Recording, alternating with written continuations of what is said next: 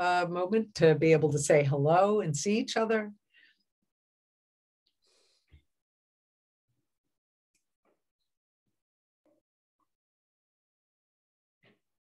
Hi, Betsy. Okay. So if we're ready to begin.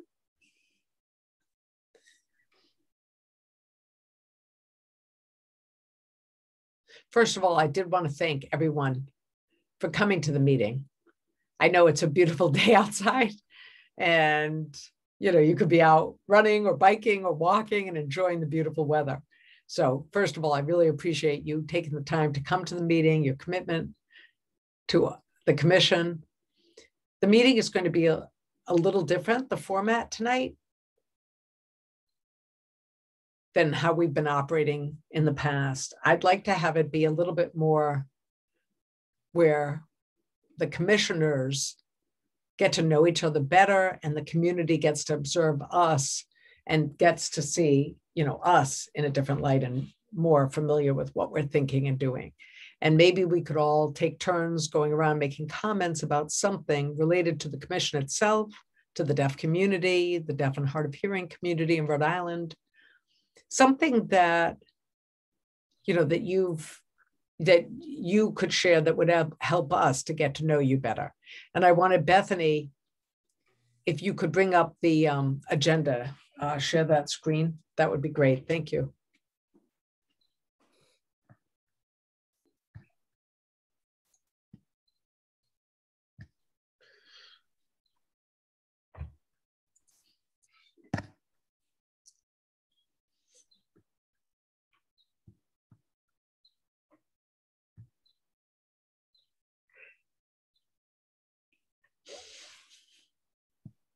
Okay, and hopefully people can see the agenda.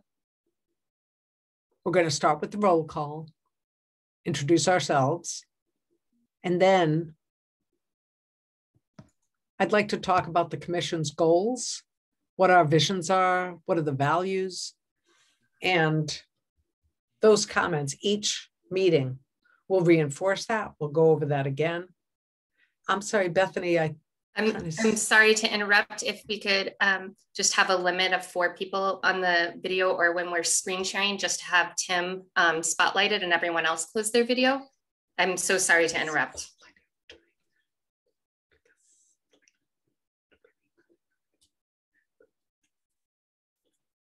Yes, if other people close theirs, that makes sense. Yes. Okay. So we're back looking at the agenda. So this is going to be the process that we're going to be using. Once we do our names, then I would like the commissioners, in the past, we spoke about the commission engaging the community more. And during the retreat, we spoke about what our vision was and our goals for the commission. I'd like to speak about that, what the future would look like in an ideal world. The Rhode Island Commission that we all wish for. What you value highly, what is most important to you. And if you make 2 or 3, if you share 2 or 3 comments and each of us takes a turn doing that, including the staff, when we're working on specific goals, the community would know where we're going with it. And if people weren't satisfied with where we were heading, we could make adjustments. Because I think if we have something stated and very clear, we'll be able to measure our movement along that towards the goal. And if you could talk about when you first became involved as a commissioner, if you felt like there was some success that occurred and something you would like to have going forward that you'd like to see improve or be more successful, that would also help us understand from different perspectives. And the community observing the meeting can learn more about us and about our views. Then we'll have a period for public comments. And the rest of it follows the usual business of the meeting. Thank you, Bethany. So we can reduce that shared screen now. Perfect. So that's a little bit of a change. That's going to be a little new.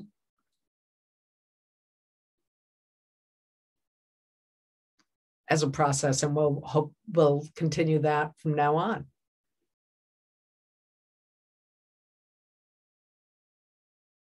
When you introduce yourself, you could open your video, say who you are, and give your name.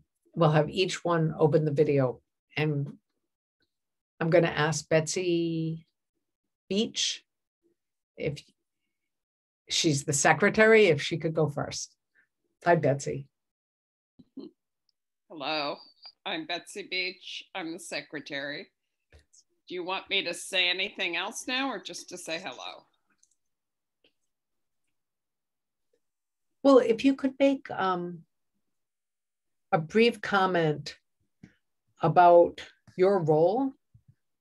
I mean, you're in the hard of hearing chair, right, as representing the hard of hearing community, and that you're responsible for taking minutes.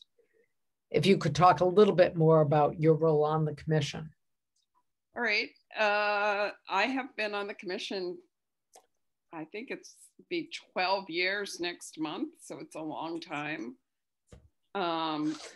I had just lost about 2/3 of my hearing right before I got on the commission. So I was looking for, some interaction with people that I could do and also be dealing with being a late deafened adult. So I enjoy trying to think about that. And I like to think about the Hearing Loss Awareness Month, some of the looping projects that have gotten done in the last 10 years. We used to have almost no loops, and now we have about 20 loops in Rhode Island, which help people with hearing aids here. And I've testified for some legislation, but I realize there's more to do there, that organizing a lot of people to testify is always more effective than just myself, but I've seen that process. So that's been really, really good for me. And my roles, I type up the minutes, take the notes, type up the minutes. And I'm on the employment committee, which makes a lot of sense because I work at Amos House in a job training program, and I interact with a lot of issues around, getting trained to be in the workplace and actually go out and get jobs. So that's a very good committee for me. It's a very good place for me. That's all I'll say. Hope that's brief enough. Thank you. Yeah, I just wanted to, I was thinking maybe we could have each commissioner, as you turn your video on, introduce yourself, and then say something that a proud accomplishment that you have, and maybe something that you're looking forward to accomplishing as well. So I don't know, Betsy, if you want to come back and add those two things, or yeah. I'm proud of all of the relationships I've made with the Hard of Hearing community, and just all my interactions with them, that I try to reflect what's going on there and talk about it at the meeting as much as I can. And I think in the future, it's a really good question. I would love to become savvier at the legislative part of what the commission could possibly accomplish through legislation. I haven't quite got my head around that, so that would be a good challenge, probably the next thing for me to think about.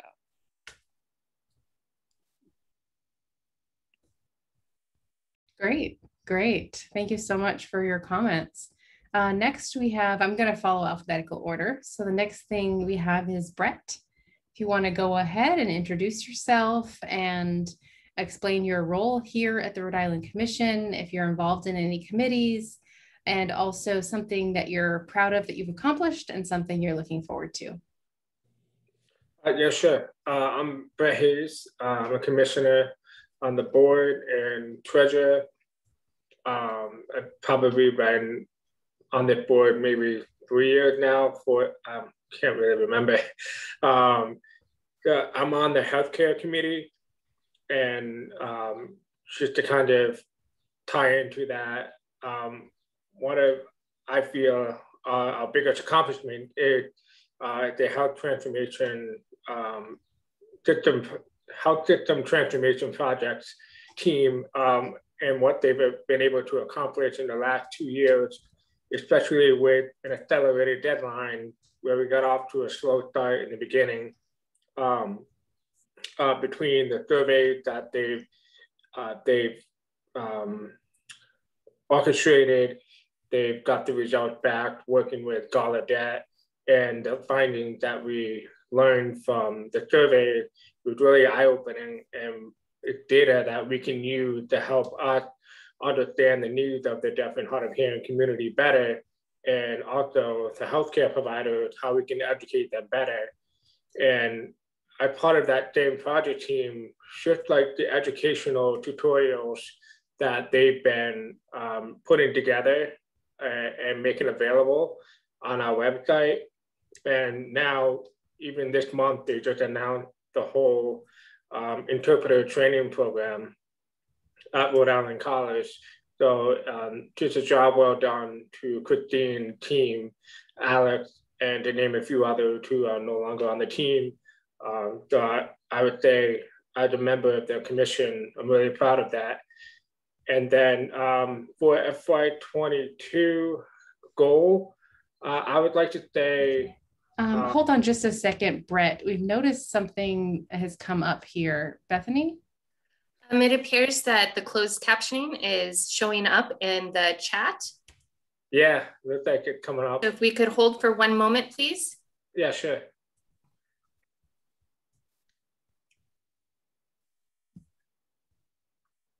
Thank you so much for your patience. Sorry to interrupt you a little bit, Brett.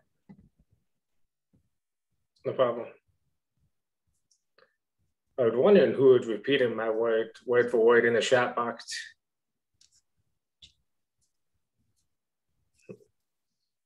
Yeah, Tammy. I don't know how that switched into the wrong area, but. Or maybe her feature didn't work, or she switched it over to chat to keep the meeting going. Is that corrected for everyone? Is everyone receiving captions properly? I mean, we can see the captioning, at least I can on my end. Okay, good, good. I think so sorry about that, Brett, go ahead. Sorry about the interruption. Oh, that's okay. So I think where I left off was a goal for next year, or this year, coming July 1st, is even though we had a lost year in terms of legislative agenda, hopefully we can come to identify a few good bills that we support and find a, not like a chaperone, but somebody in the Rhode Island General Assembly who we can partner with on those. So that to me, I think is where we can make a good difference next year.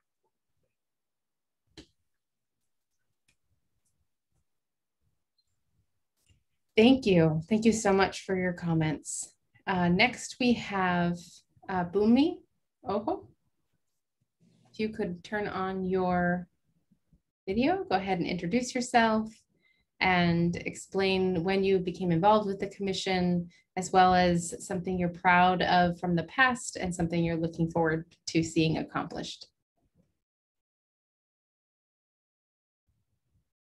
Hello. You're muted.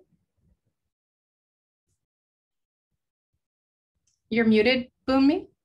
Okay. Okay. Sorry about that.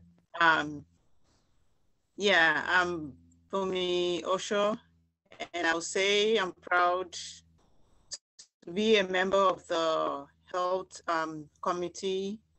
And I am very proud of the achievement that was just spoken about. It's amazing, even though I did not really do anything about it, but I am proud to be a member of that committee. And for the future, I would like to see if there can be like, instead of going to Massachusetts to get interpreter certificate, I think I would like to see Rhode Island have one, like college level interpreter certificate. I think that will help. That would be very helpful here in Rhode Island. Great, great. Thank you.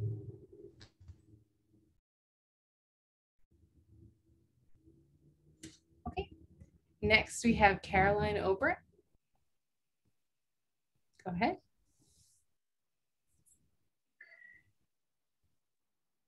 Go.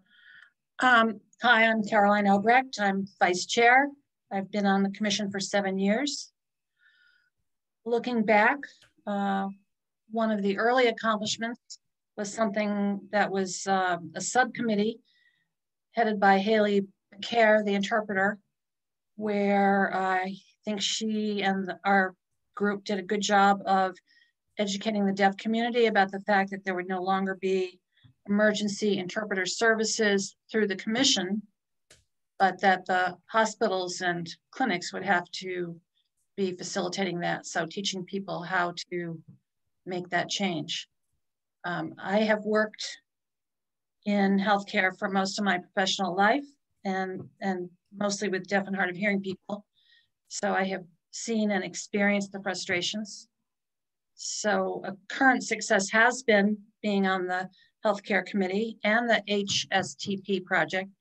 And I, like Boomy, have done almost nothing on that, but I'm in awe of it.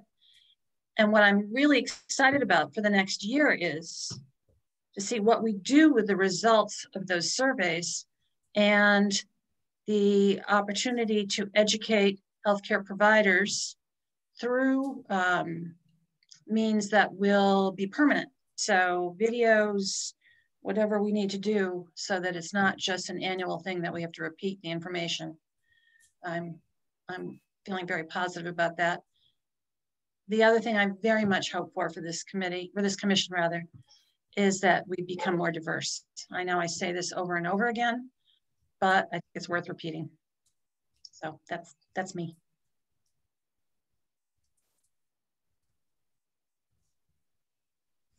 Thank you. Thank you so much for your comments. Okay, next we have David Maloney. Maloney, go ahead. Hello. Hi, my name is David.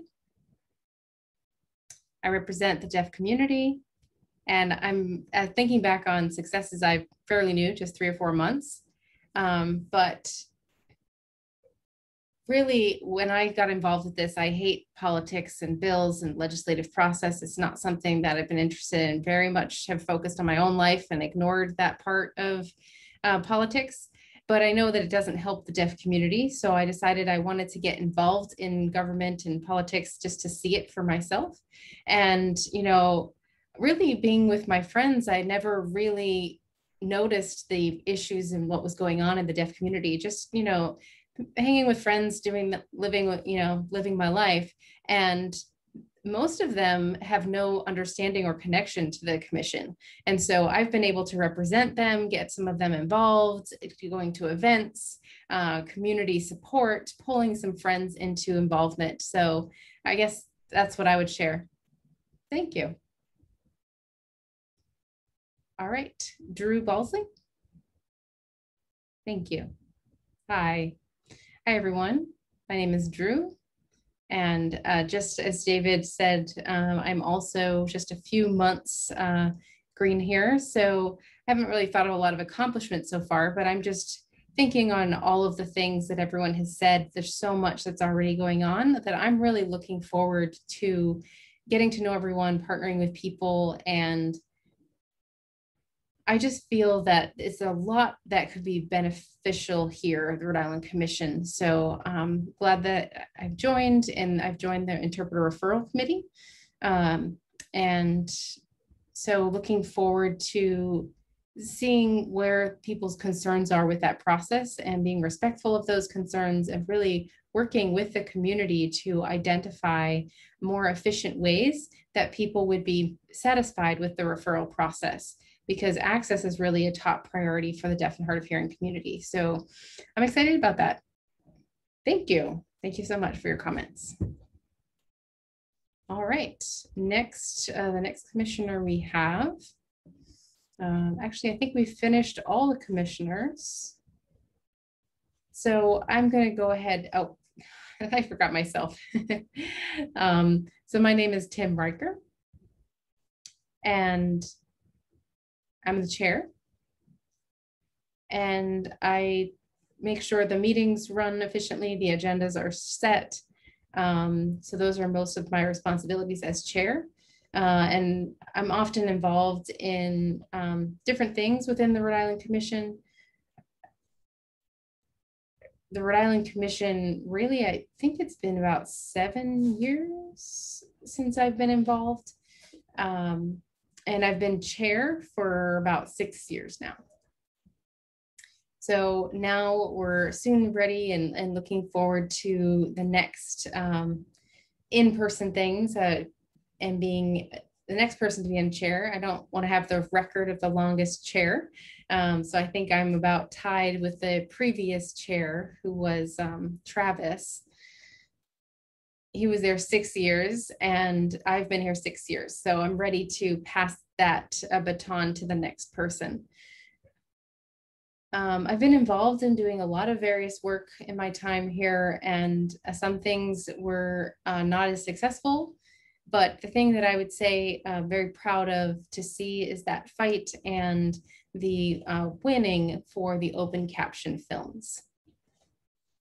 We introduced that bill, and we wanted to pass it into law. The first year it failed, and the second year we had a strong connection with a movie theater owner that was really blocking a lot. So we knew we needed to do something. So we got more community involvement, and we showed up at the movie theater and we asked them to turn on the open captions. And we also had a news reporter there to see how that played out. So we wrote that out, and then we asked for that article. So the community, I believe, was about 20 people showed up for that, and there was a lot of pressure. This was on the speaker at that time, Speaker DeLeo, and we continued to have pressure on that, and we started requiring that movie owners, we worked without an agreement that they would provide open captions to the community, which was a thrilling win, and to have that experience. So I'm looking forward to some more situations like that in the future. And we want to see some more diversity in the community members that are involved in processes like that. So in the future, I'd love to see more diverse community representation on the commission, and reaching out to the community in that way. So thank you. Betsy. Yeah, I just did the math. I was talking too quickly. I've only been on the commission for 10 years, not 12. I'm a math teacher too. I don't know why I got that wrong. So. And I neglected to say that I'm hard of hearing, which is something I'm working on. Thank you.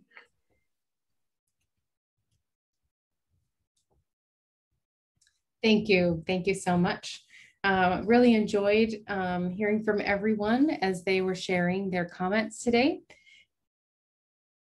Bethany, could we go ahead and pull, I don't know if you have this, but could you share the website that shows our mission and vision,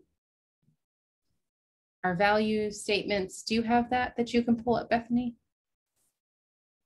Okay, 1 second.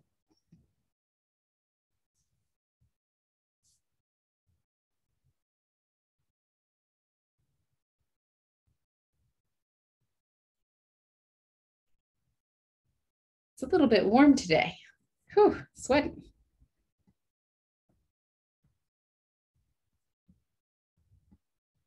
Okay, I see that on the website.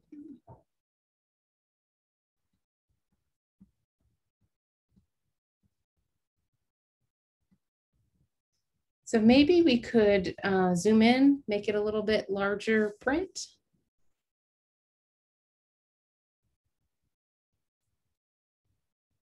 Okay. Put up a little bit more there. If we could just scroll back to the top so we could see the vision, and I'll go ahead and sign it. The interpreter, you can just read right from the website. The vision says the Rhode Island Commission for the Deaf and Hard of Hearing aspires to be recognized as the central resources and advocate for the deaf, deafblind, hard of hearing citizens in Rhode Island.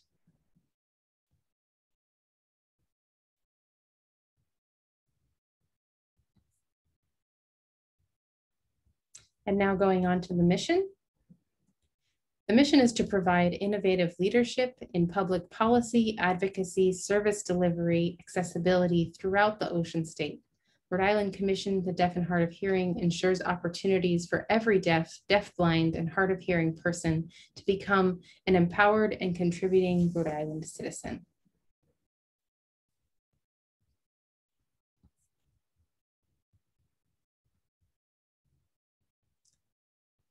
And then we look down at our guiding principles. We have communication, that all Rhode Island deaf and hard of hearing citizens have full access to public audio, visual information, communication through sign language, interpreter services, captioning, and technology.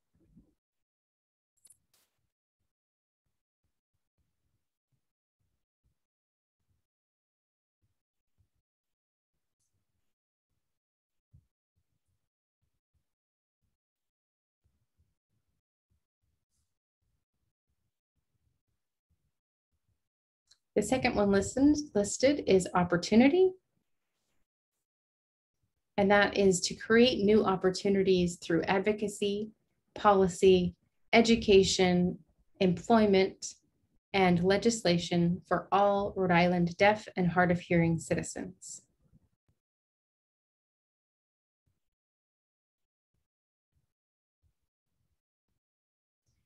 The third one is equality. To promote equality in the communities and society for all Rhode Island deaf and hard of hearing citizens.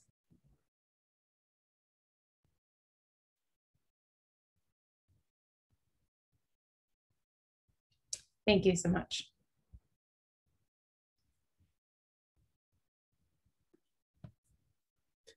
So what I'd like to do is review that at each meeting. Just pull it up and be able to go over it. I think that would be very useful.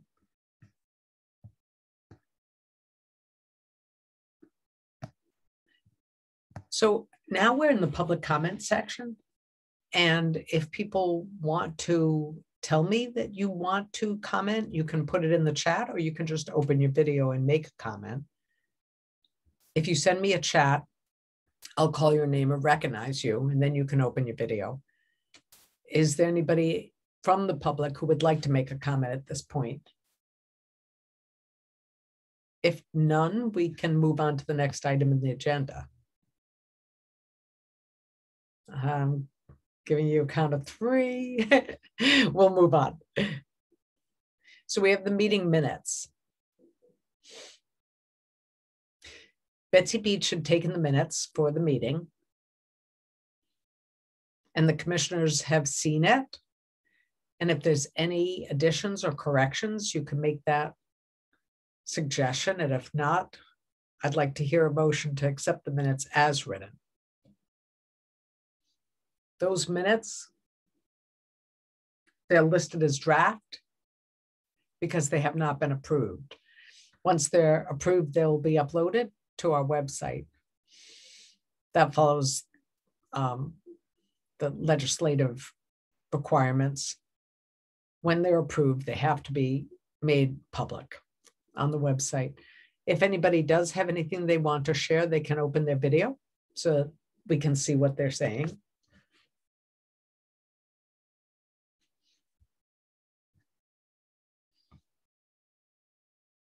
I'll give people a chance. So these are the minutes.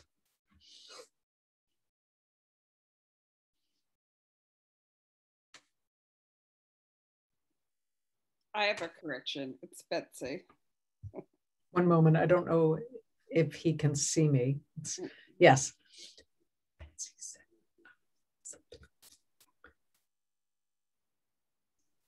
Betsy, do you want to open your video? Yeah, I think I'm open, but I'm not spotlighted. Okay. Right on the reviewing the minutes, I have two different dates, 2/17/2021 and 3/17. It should just say 3/17. See, I have two different dates there for some reason. So I need to correct. It was the March minutes that we approved. So the date's wrong.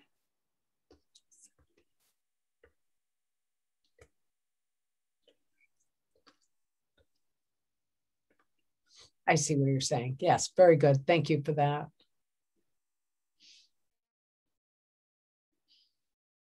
Are there any other revisions that people would want to recommend?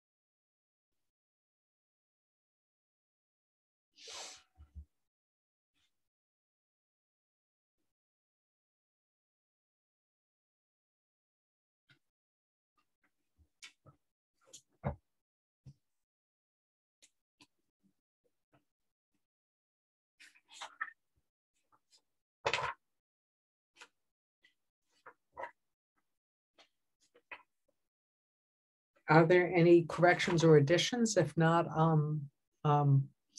open to hearing a motion to accept the minutes as written.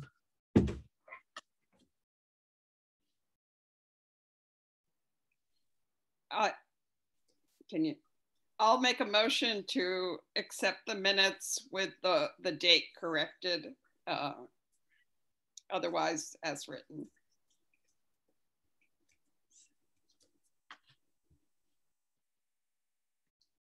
Do we have a second on that? I'll second. Caroline Ober. Caroline Ober, great, thank you.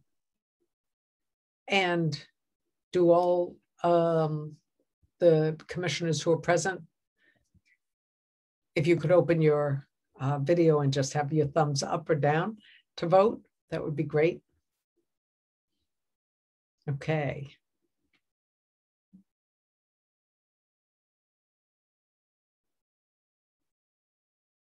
If you weren't here for the meeting that we're discussing, you can always abstain. So I think I didn't see Drew, but Drew probably is abstaining because she wasn't at that meeting. Is that correct? Yes, Drew is saying, I was not here. I wasn't present. Okay, very good. The screen is a little confusing right now. Technologically, I'm having a little difficulty seeing. All right, I'll switch back to a different view. Okay. You can all see me at this point, because what I was seeing was the, when people reduced their videos, I was still seeing those. Now I'm in gallery. I think that's better. So the minutes have been accepted. We're going to have the reports from the executive director, Ernest Covington III. So Ernest, if you'd open your video and make your report. Thank you very much. Hi, Ernest.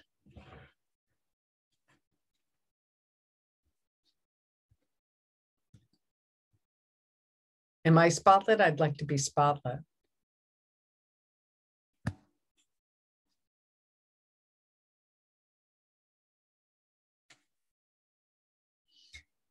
And I'd like to share the screen.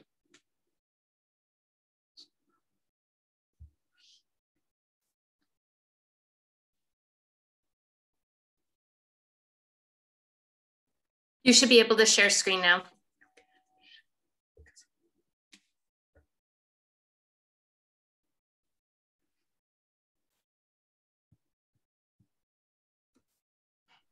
Oh, for the agenda, I wanted to, sorry, I wasn't clear. And additionally, the cart is showing in the chat again. You might need to take 1 second.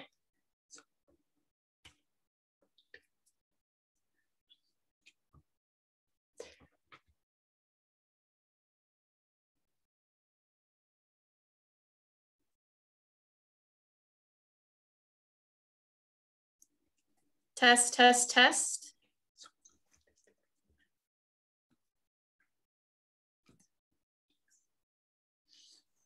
Test, test, test. Perfect. We're back on track. so, and Bethany, he's saying if you could go back to the agenda and show that. Okay, give me 1 moment, please.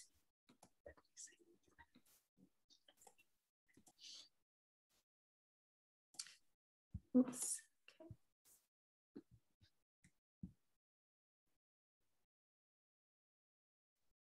Very good. Great.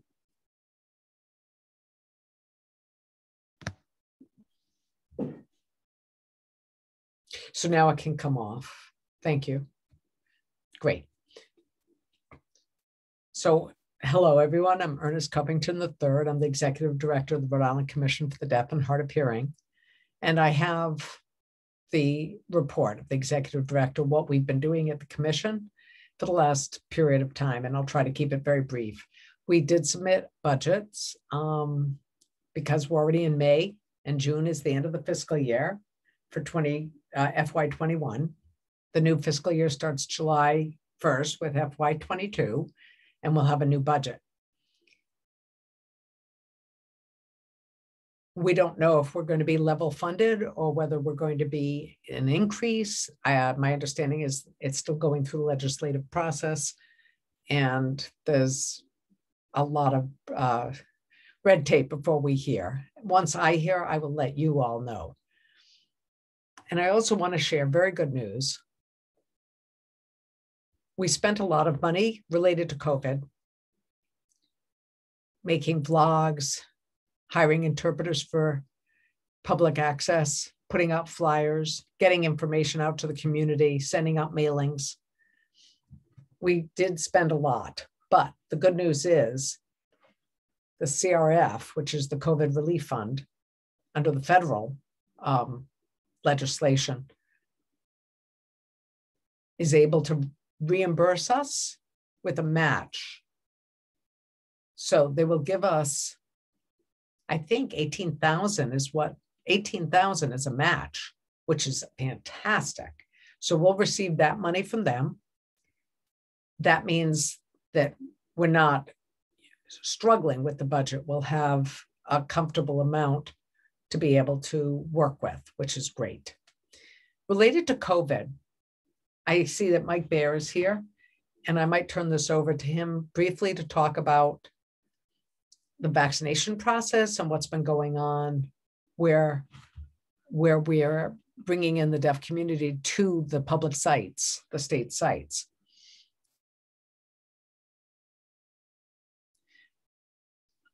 So I'll continue with my report. On May 28th, the staff will be coming back to the office in person, but it will be up to the individual staff to make their decision on their own if they feel comfortable coming into the office. If the staff prefer to continue to work remotely, we can certainly discuss that. And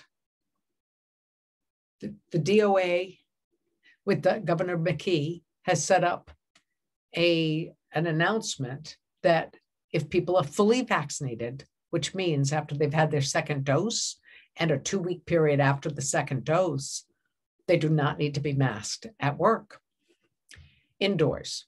But if they have not been vaccinated yet, or they've had the first dose and they haven't received the second dose, or they've received the second dose, but they're not at the 2-week part after that, then they still need to be masked. But once somebody is fully vaccinated, they do not need to wear a mask when they are working. It is again up to people's individual,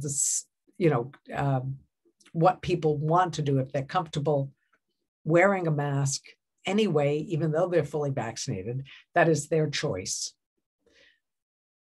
And I do know 1 or 2 staff who've made a decision to come back to the office full-time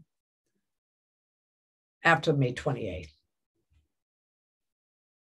I'll be talking with the other staff about their inclinations, whether they feel ready at this point or want to wait longer.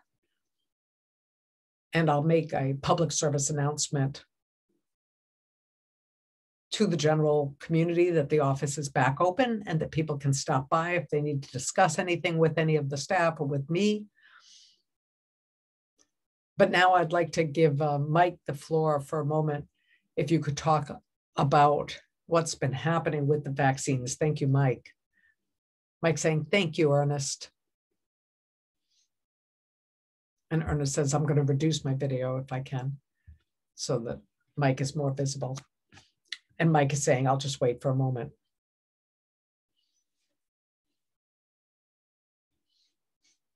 Mike is saying, hi, everyone. Thank you, Ernest, for giving me the floor. I have 3 quick things to cover. You have seen probably that we're having a second community event this Saturday, May 22nd, for the deaf and hard of hearing people at the Rhode Island School for the Deaf. It'll be the second time we've had vaccinations dedicated to deaf and hard of hearing people. We had used the Sauconnessitt site on May 1st in Cranston.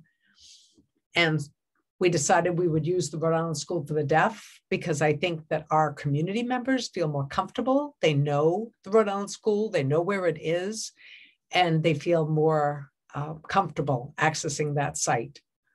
That is what drove the decision to move it to the Rhode Island School. And I know it took some time to get the word out, and I apologize for that. But believe me, I did push as hard as I could. There were some groups within the Department of Health, and it took them a few days to finish up certain tasks that I was not able to put that out until this last Monday. So I'm hoping we have a good number of people show up this Saturday at the Rhode Island School for vaccinations. And also at the Rhode Island School, the vaccinations will be administered to students and their family members on Friday. I didn't mention in the public announcement, but I want you all to know that's related to the effort to get more people vaccinated. And it is a good chance to visit the school, the high school, and we'll be discussing.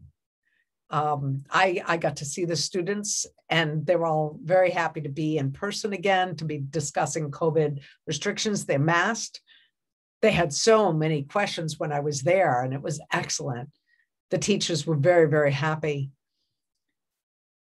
They want me to continue to go back to the school on an ongoing basis, and I'm very happy to do it. Nancy McGuire was great hosting me. So that's the first item. I know that the CDC, the Centers for Disease Control, has made an enormous announcement last Friday that people who are fully vaccinated, and Ernest explained what fully vaccinated means, do not need to wear a mask.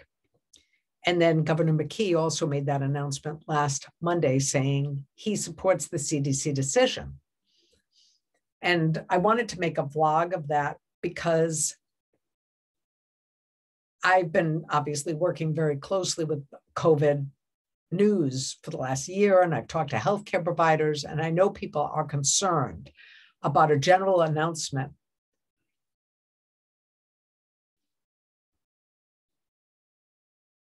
tomorrow. The Department of Health and the governor are they do their Thursday press conference, and I'll be able to see what their official position is before I make the vlog, because I've been holding back.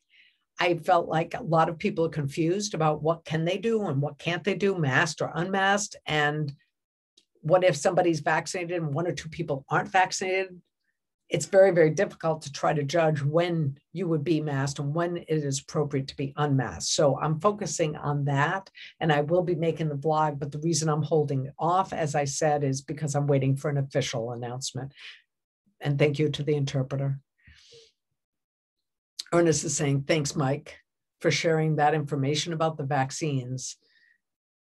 The whole announcement about the masking and people questioning whether it's safe or not safe, I do think it's important to wait until Governor McKee makes an announcement about it. And then if the state of Rhode Island does that, then obviously the commission would follow suit. The other thing I wanted to speak about is events that are happening. May is extremely busy for us, and I want to thank Pam Zellner and Lindsay and the other staff at the commission office for working on the Hearing Loss Awareness Month programs this month. We have taken many webinars that we're hosting about hearing loss, and this next period of time, we're having an audiologist panel with diverse representation of audiologists, which I think is fantastic. And I want to thank Pam for her hard work. And I know that a lot of people have been liking the comments that we've been posting. There's been a lot of work going out there. And Drew and Caroline Ober, you've been doing a lot of information for the Deaf and Hard of Hearing Treatment Center. And I see a lot of interest, a lot of interaction from the community. We had a well-known speech pathologist, Maureen McEntee, who's also a sign language interpreter. She spoke about her experience advising parents who have deaf children and deaf adults about audiology and about speech therapy and speech pathology. And we're going to have other speakers as well.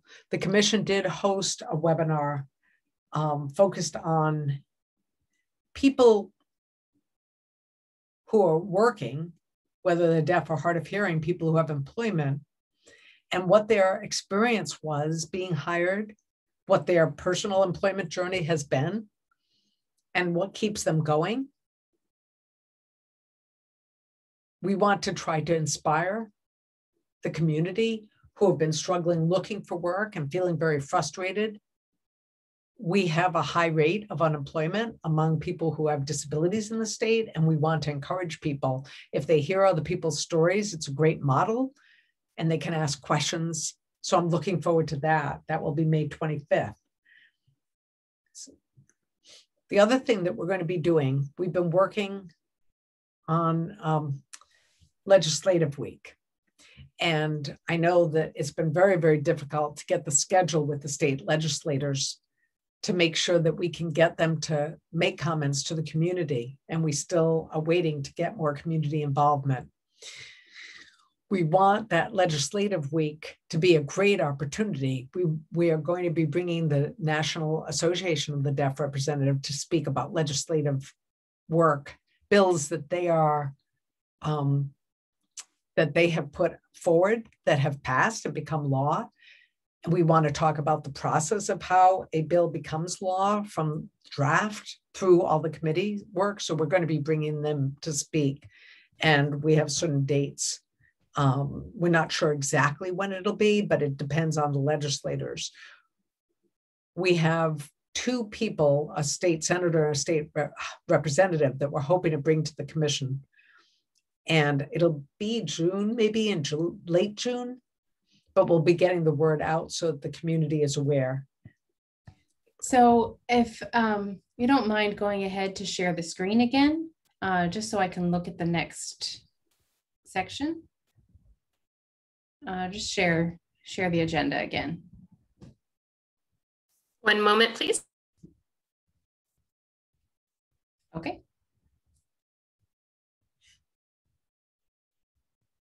I just want to look at the next few things, if you could share the agenda.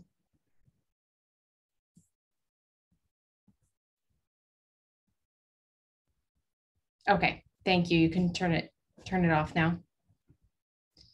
Thank you. So our goal is that we want to establish a community forum of diverse people, BIPOC and others.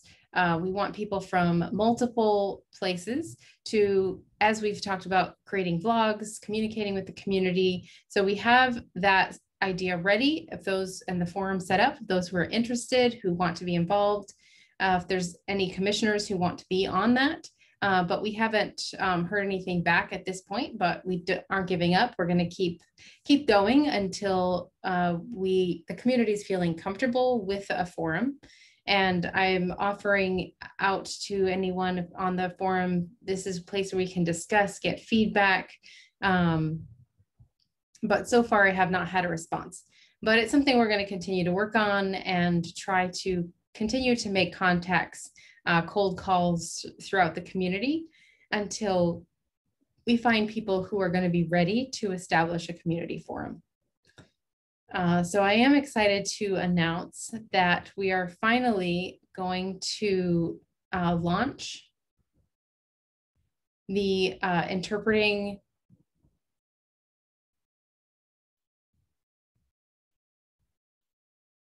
agency, but we have, as an interpreter agency, we mean a company, but if you remember, those who are bidding or contract interpreters or any kind of request that comes in, first, you have to go through the state interpreters. If there are no interpreters available at Rhode Island, then we would pass it off to another interpreting agency. And that agency would make bids to be able to receive those job assignments. So we're thrilled that that would happen. We're working with that process, and if a request then is not met by the commission, it would be sent off to the interpreting agency, and it would be easier within their process. As a company, they have a lot more resources of interpreters available. So the interpreter agency that would be a different tier 2. So we wouldn't be relying on them. If tier 1 interpreters at the commission were not available, we would know there's a place to pass it off to tier 2.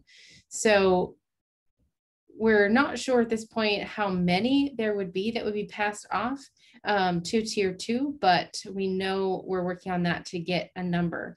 But if we know what the number would be for this interpreting agency, and they would have a number also for CART services needed. So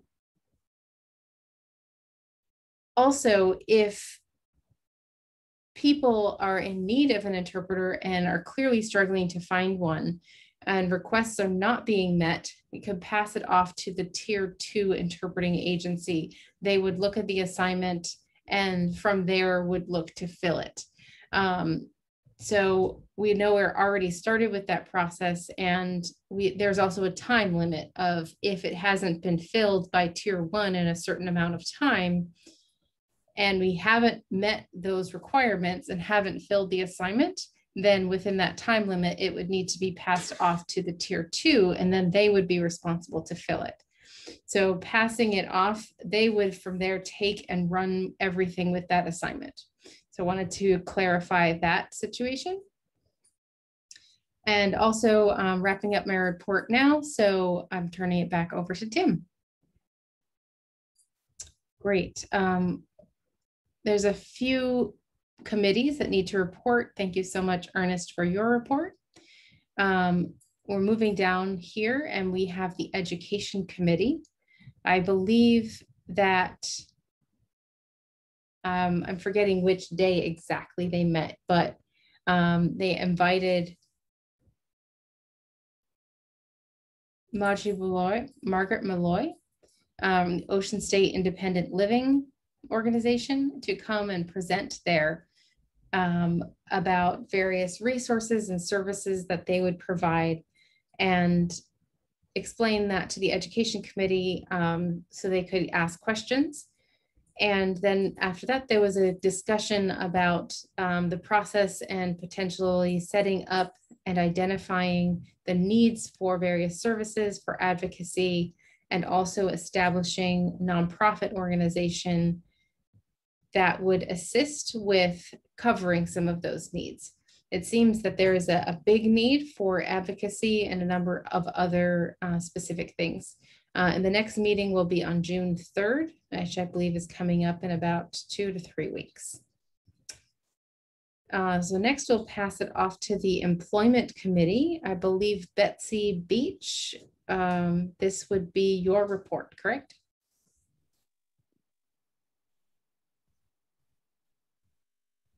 Met on May 6th. And what we did was work on the webinar that Ernest described about job successes and role models and sort of inspiration for people who are having trouble with work. So we're going to have 8 role models present at that webinar. And we've been working on that. What else? I think we are hoping to look at job fairs in the future and how to make job fairs accessible to deaf and hard of hearing people. And our next meeting is the end of June. I think it's the last Thursday in June.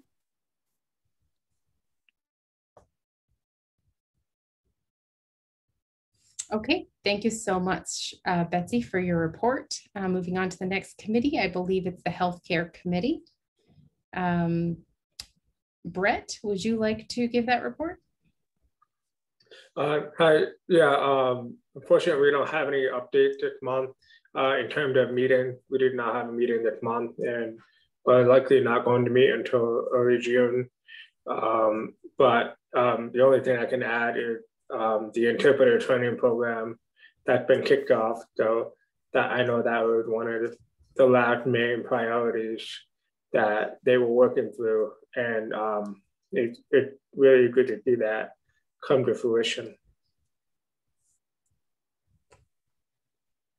Yeah, I've been involved with that as an advisory member of the committee and seeing that launch. That interpreter program. So really looking forward to see that play out. I think the first week is August 15th. That week, people get started. They're coming in to start their 9-month training. So really looking up. Yeah, especially with Rhode Island, we seem to have a high demand for interpreters, but low supply, and you know, the age gap of the current interpreters. There's concern for a shortage down the road. So something like this is really exciting to have for our community. Great. Thank you so much for your report. Okay, moving on next, Interpreter Referral Ad Hoc Committee. I'm not sure if it's Drew or who's, okay, Drew, giving the report.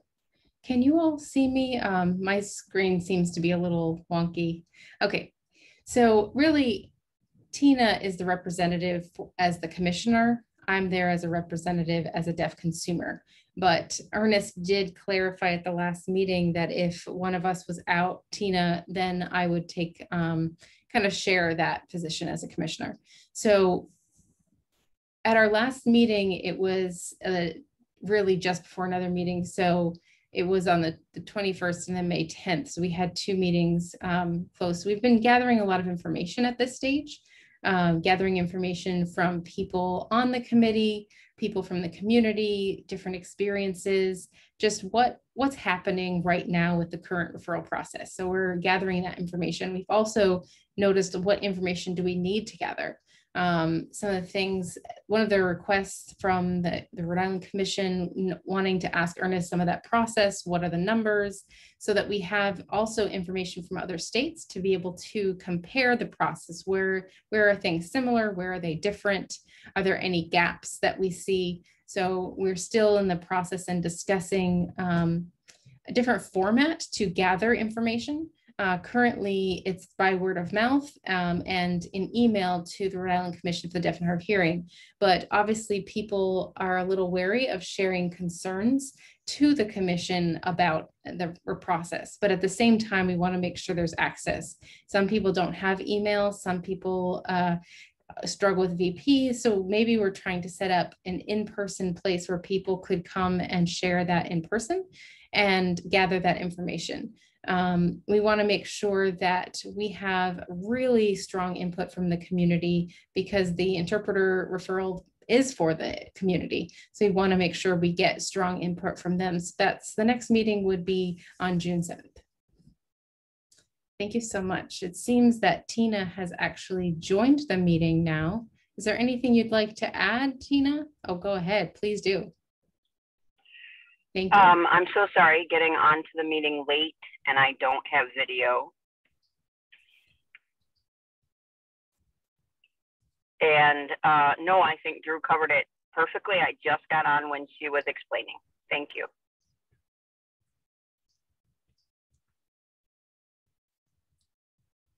Great. You're well welcome to the meeting. Great. Okay.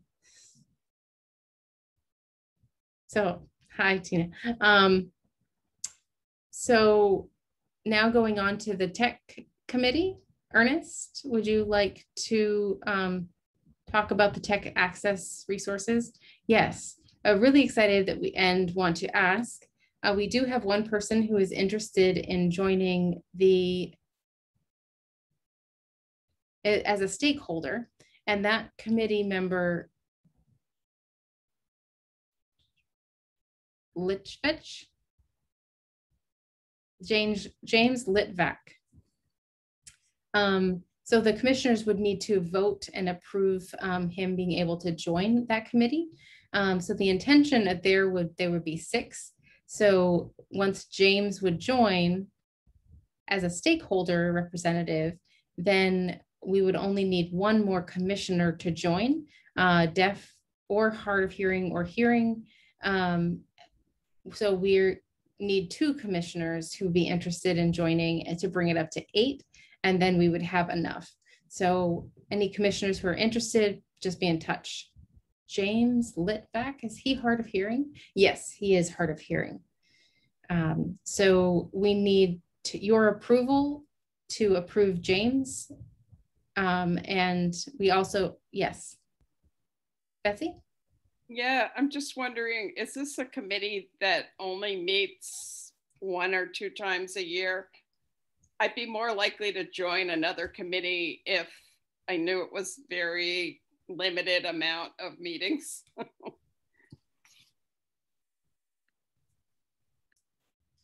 So it meets 2 times a year, one or two.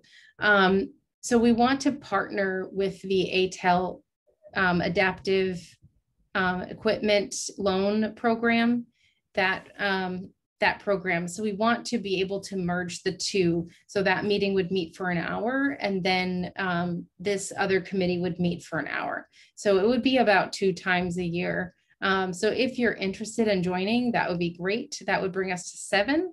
But we need to also start with the approval of James Lipback. I think that would have to be a new business. Okay. If it's only twice a year, I'll join it, and you can approve me tonight too if you want. Okay. Thank you. All right. Is that the end of your report? Do you mind what's next on the agenda? I think we're just going through all the committees and then we're on to the project. Okay. I can go continue on from that. So I also wanted to share some news with everyone that there wants to be a new email account for the committees to be able to share for education for the several different committees, including the ad hoc committee, that the chair and the vice chair can use. So we want to give everyone that, and once that happens, we'll let you know what those are. But we want something, as Drew mentioned, where people can send something, but it's not connected directly to commission, that people want to know how do they, some people don't want to use their personal email.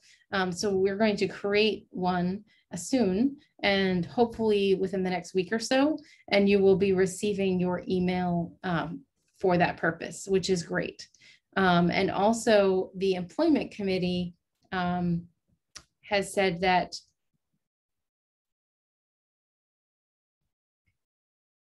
they want to set something up for LinkedIn for the Rhode Island Commission for the Deaf and Hard of Hearing to set up a LinkedIn account. So the employment committee, we're giving them that ability to go in and update information for resources, jobs, workshops, so that people in the community can look at that LinkedIn page and gather information. So we've already established that, and we will be sending that to the employment committee. And plus the LinkedIn and also another Facebook page that would be specifically focused on employment. So those are the two things that we're currently working on to establish that. Once those have been established, we want to give those to the employment committee so that they can share information, ask for feedback, gather resources from people who are feeling frustrated in their jobs, so that they can look to a Facebook page. So we're really excited about that, another way of communicating with the community. Thank you so much for your report.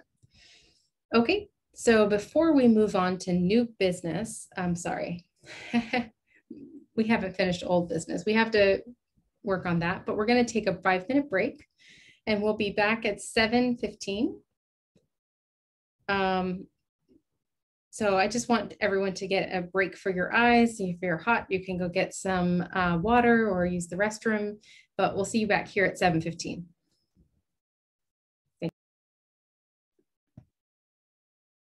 Are we back on the record? Bethany, we're all set. We're recording again. Great. So it is 7:15. Hopefully you've all had a good 5 minutes off and feel rested and refreshed. You've got your eyes back in gear.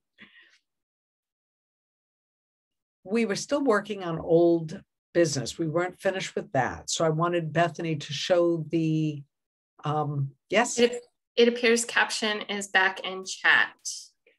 Oh, we fixed it. We're good.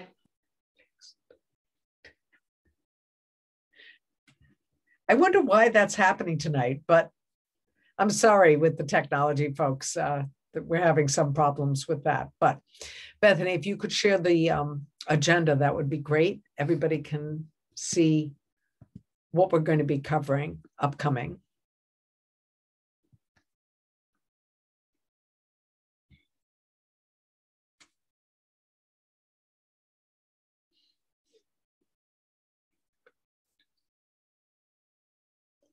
Okay, so there's several items. We'll cover them briefly each, because there's so many under old business, and then we have the new business as well. Very good. Thank you, Bethany.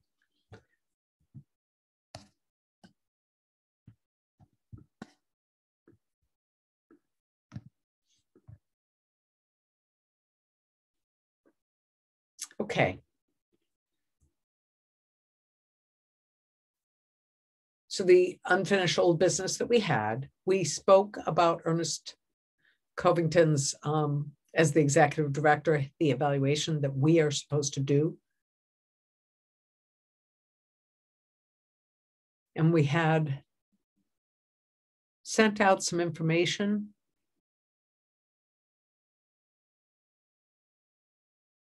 Hopefully we can discuss it tonight and vote to approve. I don't know if Ernest wanted to make a comment. This is about the healthcare. The interpreter's just asking for clarification. Health Access Board. It's a nonprofit organization. And Ernest is saying, yes. It's the Health Access Board. And what they did is they asked me to join because they want more diversity. It's a small board. I think there's only 6 people on it, and they want to grow. They're focusing on healthcare access, let's say for communication access, for hospitals to have interpreters at the ready, different kinds of ramps for people with disabilities, any people who need to have access, who have disabilities, being able to get into the hospital and other facilities for healthcare. So we're going to be meeting about that. I missed that first meeting, and the second meeting I'm hoping to get to. And so I'm waiting for the minutes for that meeting. And there's a meeting coming up in June. And I'd like to recruit more people as well to grow that, because it's still so small. If you approve me joining, there'd be 7 of us. And Tim's saying, if anybody would like to move to accept Ernest on this Health Access Board, then we can discuss once we've had a motion in a second.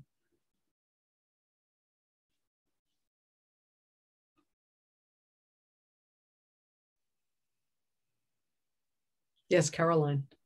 So I move that we, as a board, support Ernest joining the Health Access Board. All right, very good. And do I hear a second? Drew seconds. Okay, thank you. Is there any discussion about this topic? Any questions related to the Health Access Board or Ernest joining it? If none, we can go ahead to the vote.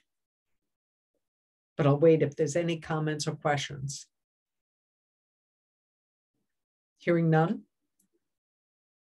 If people could open their videos and show by gestures thumbs up or thumbs down to vote. And if everybody could leave their screens open so that I can count. If you've got your thumbs up, keep your thumb up. I'm sorry, just so that I can count. Thank you so much. This is Tina, but some reason it says the host has disabled my video.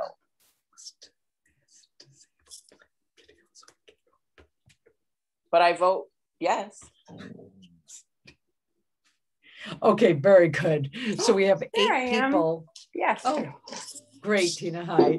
Great. So yes, we have 8 people voting to approve and none in opposition. So congratulations, Ernest. You could join the Health Access Board. That's great. Thank you. So that motion passes. The next item is item B. Ernest had shared about Legislative Week and about our plans upcoming. That was in his commissioner's, in his executive director's report. So I think we can move on to item C.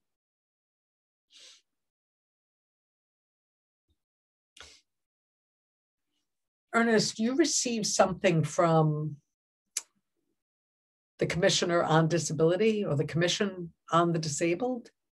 If you have something that you could share with the other commissioners about any legislative activities or anything that we need to vote or approve to support any bills that are upcoming?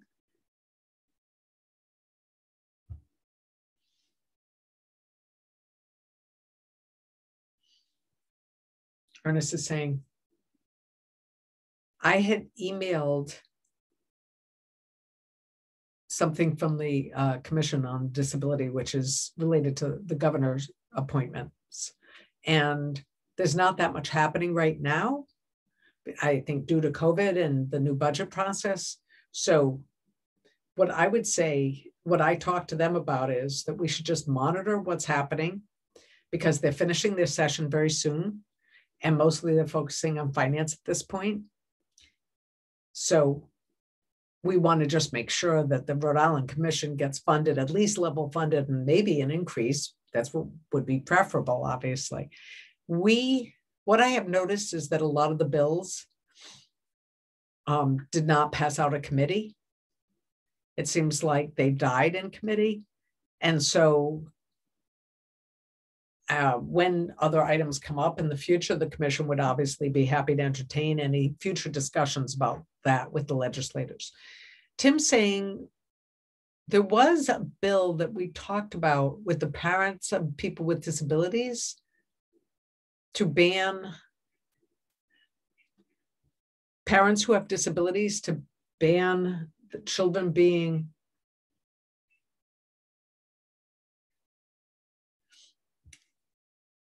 to disallow children being removed from parents only because the parents have disabilities. And Ernest is saying that's correct. And there's another bill that is talking about receiving funds as a person with disability, a scholarship to go to college. And we're still waiting to see what the final vote on that is in the legislature. And there was another one about world languages and funding for the Rhode Island schools to be able to teach world languages and have an ASL included in that. But my understanding is there's been no action on that final bill. Tim is saying, are there any questions from the commissioners or more discussion about the legislative activity? If none, I'll move on to the next item on the agenda.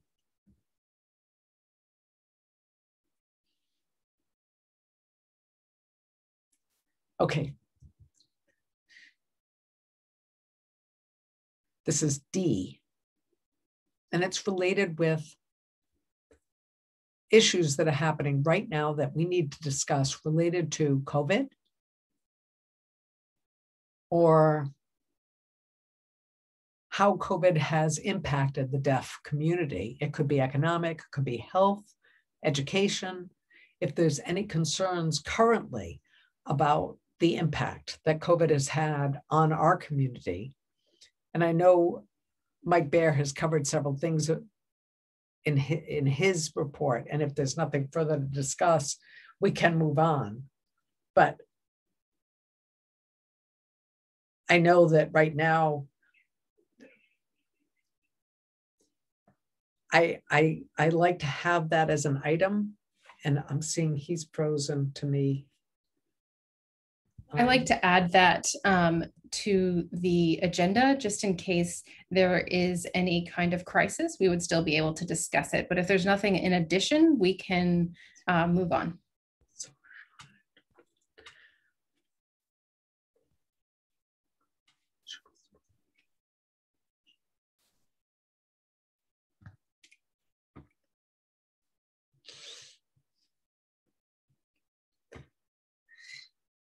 So if there's no other further discussion on that, the next item is F. No, I'm wrong. I skipped E. So we're up to E on old business. This is an ongoing discussion that we've had about diversity and inclusion. to make sure that the community is represented in an equitable way.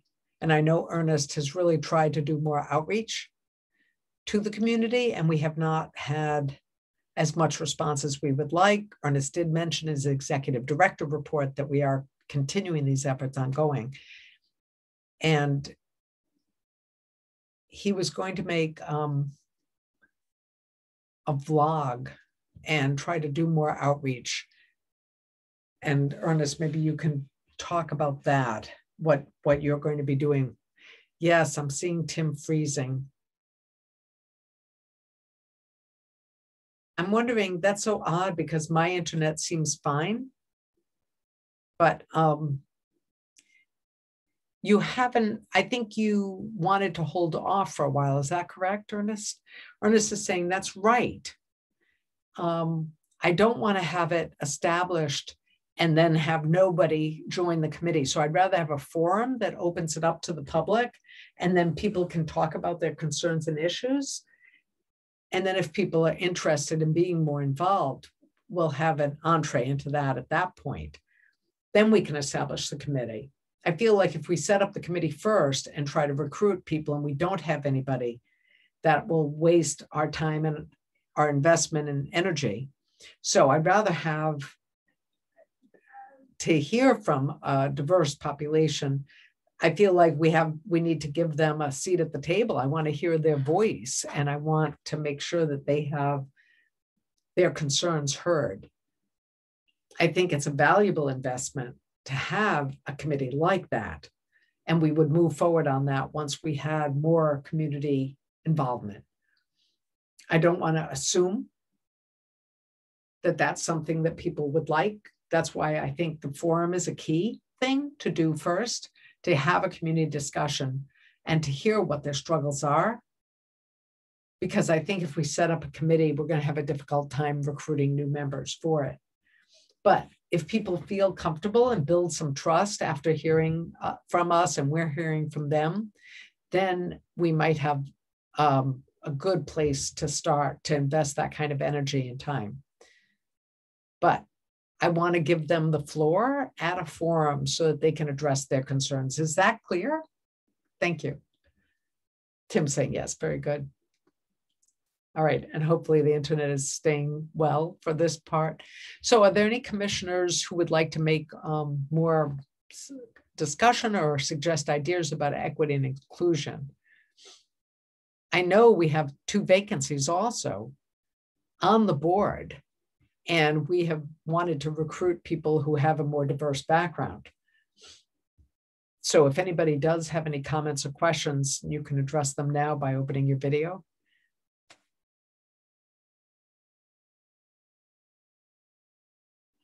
Yes, Drew.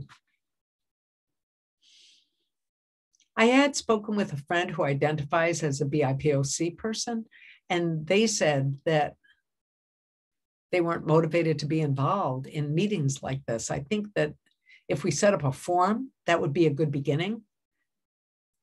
And I would say more than one, maybe 2 or 3, where people, and if we went out to the community rather than coming to us, I think that the format, a little more decentralized, and then really get out into the community rather than trying to set up, you know, like if we have the School for the Deaf, children who are students there, different forums for people who live in Rhode Island and work in Rhode Island, and then we have a little bit more outreach. I feel like we would have more of a sense of what the community is thinking at that point. So I would like to have 2 or 3 opportunities, not just one large forum, because then if people can't make it, then they feel like they haven't had a chance to voice their concerns. Yes, and also there's alumni associations as well for the Schools for the Deaf. And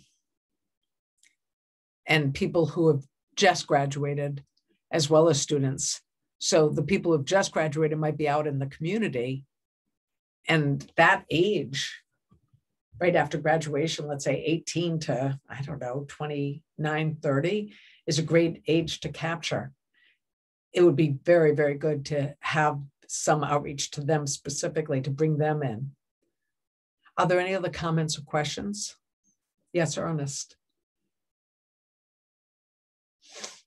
I like Drew's idea about going to different locales to set up several forums. And that really matches my vision because I want to make sure people feel comfortable.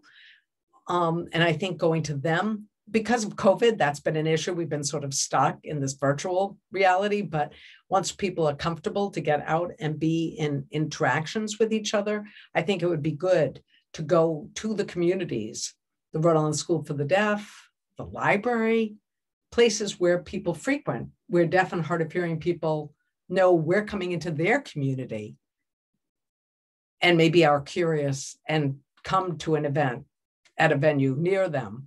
And I think especially if people have some community pride that we're going into their hometowns and then we're hearing them and they can join and discuss it. I really like that idea.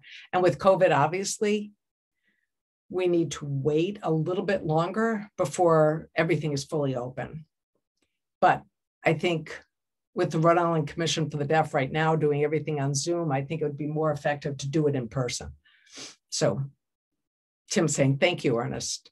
And if there's any other comments or discussion on that, if not, we can move on to the item number 6, which is F in our agenda. But I'll give a moment or two to see if people want to make a comment or have any questions about that. Fine. So we're moving on to F. And also, I just want to reinforce, I'm not dismissing that topic. I want the community to feel like we've really achieved something and that we're satisfied with our progress. So we are going to continue to revisit that topic. We may never feel like we're satisfied with our progress, but we have the goal to continue and improve all ongoing. So we're on F, which is tech access, telecommunications, and relay. So we looked into the law and it requires that there be one deaf person, one hard of hearing person, and one person from the commission. It is possible that somebody could fill between the person could be a commissioner who themselves is deaf or hard of hearing to fill the role of deaf or hard of hearing in addition to being a commissioner. So they need 3 people on that. And Betsy Beach had said she was interested in serving. And we have James Litvack. So I would like to open it up to any of the other deaf participants who might be interested in being involved. They only meet twice a year, the tech access. It's not a large commitment. And if there are any of you, the deaf participants tonight who would be interested in joining that, I'm gonna say David, maybe, if any of you would be willing. I'm not forcing anybody, obviously, but David is saying, well, how would it be? What would it be involved? Sorry. For tech access, Tim's saying, it's the telecommunications relay service, TRS. It has to do with equipment distribution, with phones and TTYs, and also relay. Tech access can be general. It could even include captioning and Zoom loops for hearing aid access. Just improving access technologically for people with deaf and hard of hearing issues. I'd be interested, but I guess who's involved? Well, if you're saying you'd be interested, we can vote to approve you. Oh, David's saying it's only 2 times a year, so maybe Betsy can explain more.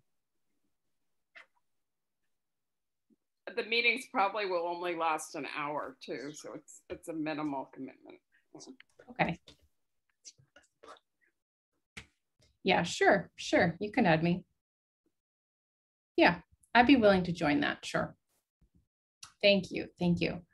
So thank you so much for that. So what we need now is we need someone to make a motion to approve 3 people to join this committee. The first is James Litvak. And he would be involved in from the Rhode Island relay side. Also, we'd have David Maloney as a commissioner and as a deaf participant, requiring both of those, satisfying both those requirements, and then also Betsy Beach. So someone willing to make that motion?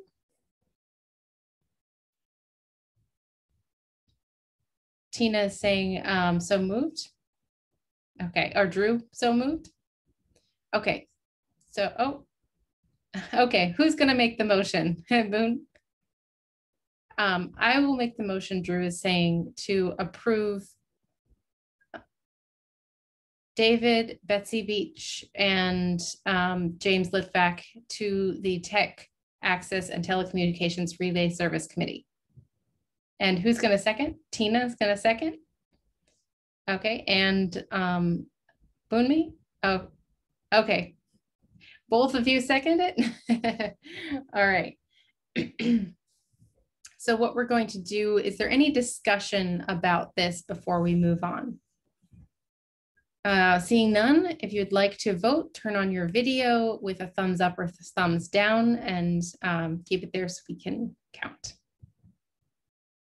All right, so total 4, 5, 6, 7, a total of 7. I think we have one more that's missing. Do I vote for myself? Can I do that? Yeah. Oh, 8. There we go. Okay, we have Brett here as well. So all are in favor. The motion passes. Okay, thank you so much and congratulations. Your first committee assignment. Betsy, did you have a question? No. Okay. Okay, so now we've finished with our unfinished business and moving on to new business.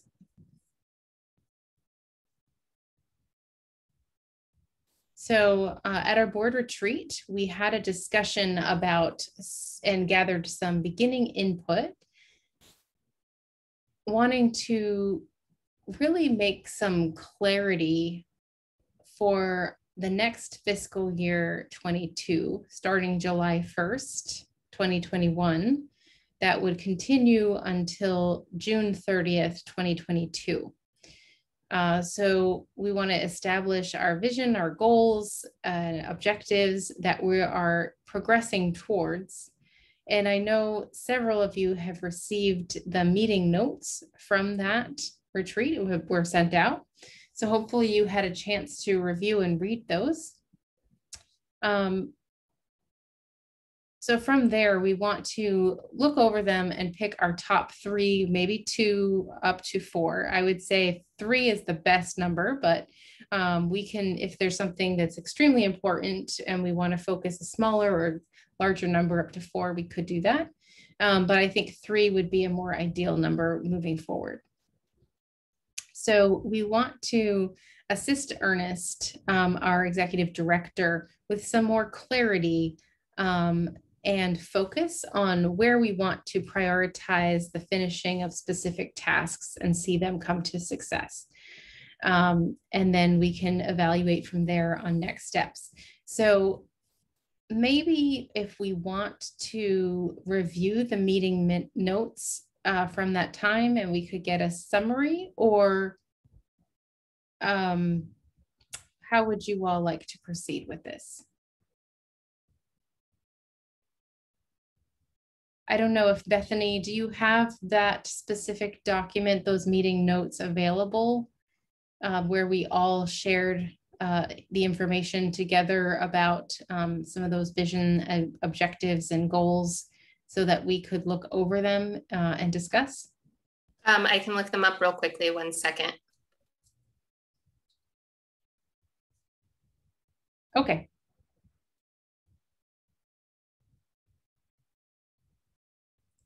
I know that there are several, 4 or 5 different ones, so.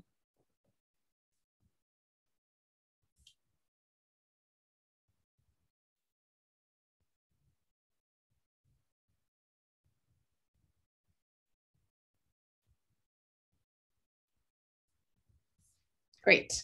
Is this what you were looking for? I believe so.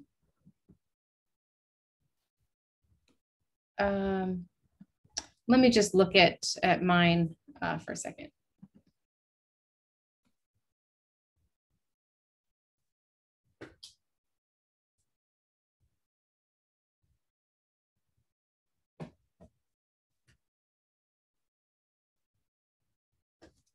I think it's not actually that one.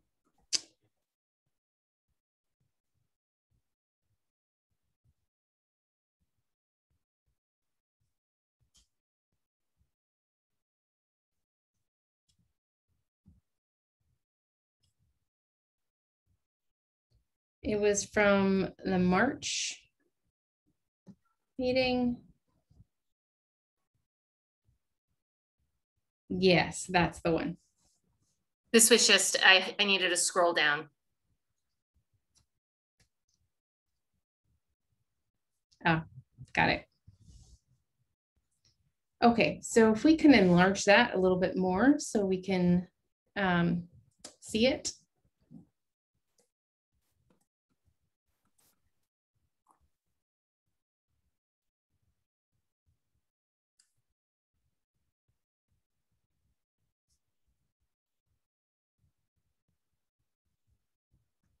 Okay, so we have a list of various priorities here to choose from.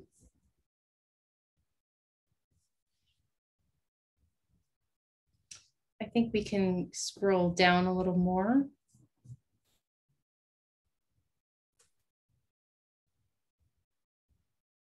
I think it's further down in the document. This is it.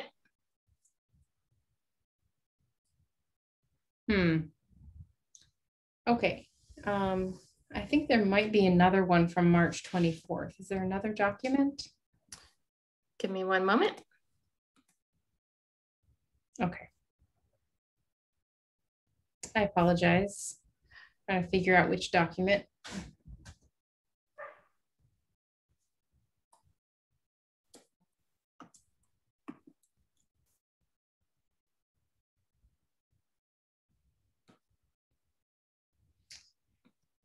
I believe the last meeting was March 31st, 20. But on the document, it says March 24th, but I think further down.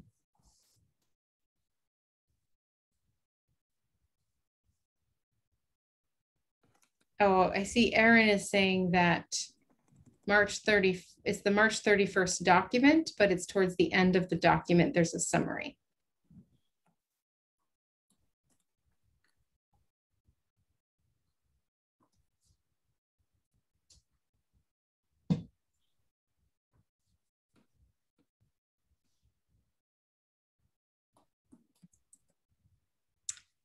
Hopefully we can find it in a minute and pull it up.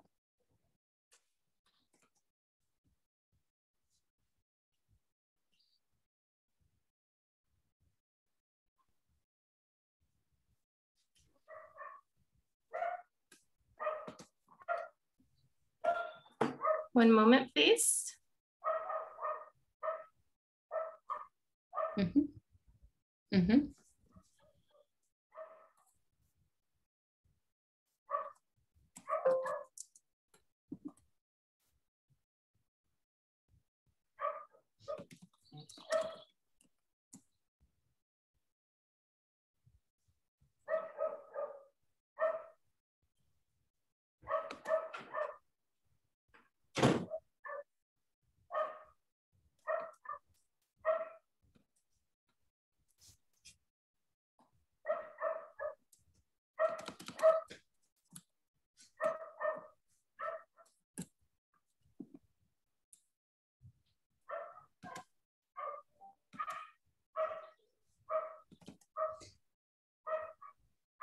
I think it was on page 3.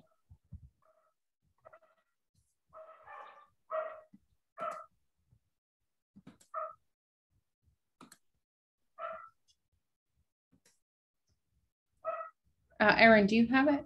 I think I got the link.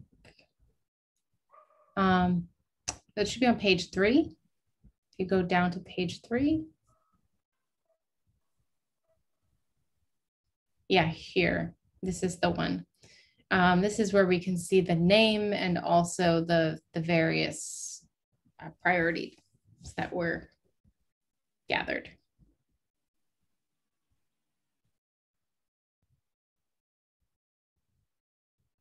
We can enlarge that, please. Unfortunately, I'm having issues enlarging that.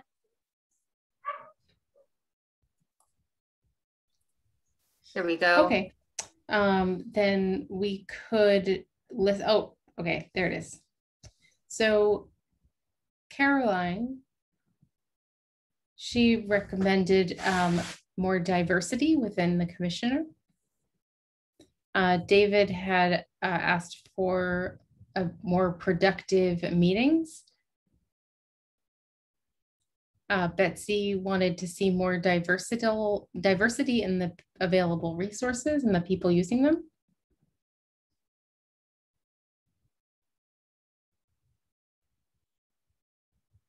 We want to see more diverse people using our resources. Drew has said that she really wants to see the strengthening of the interpreter referral service. We want to build strong public relations and event communications from Ernest.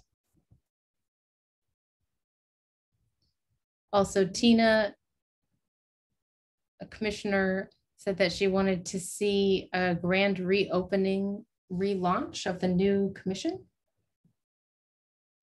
Brett had talked about building strong relationships within the legislature. Mike mentioned a strategic plan in place by June 30th, 2021.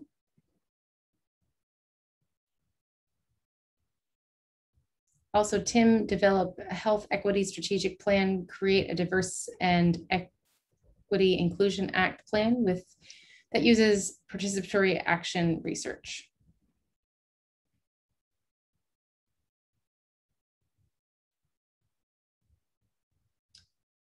Pam has mentioned that a statewide collaboration with organizations and community members. Christine West recommended a new approach to the workplace culture and department collaboration. Abumi mentioned outreach to deaf youth and improving community communication, how we can reach the commission and staff roles.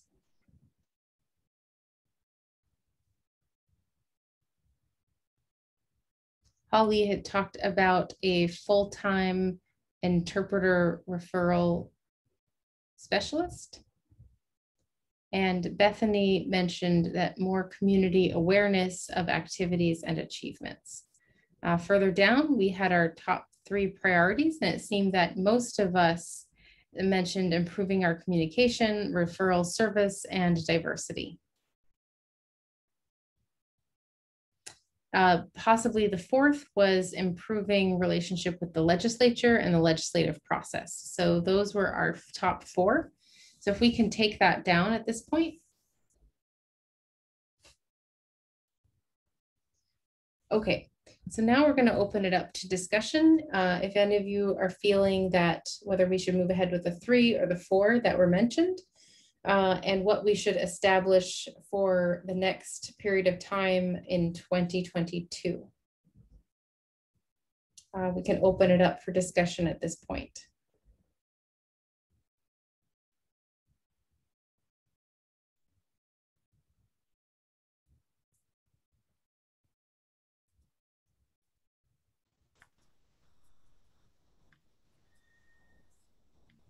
Caroline. So the first point about diversity is something that we've talked about in different ways throughout this meeting. We would like more diversity of commissioners. We've also talked about having a committee to include BIPOC and other people. So I think that's a clear goal. And I think there are a couple of ways we could do it this year. So that seems like a to me like something we should certainly address.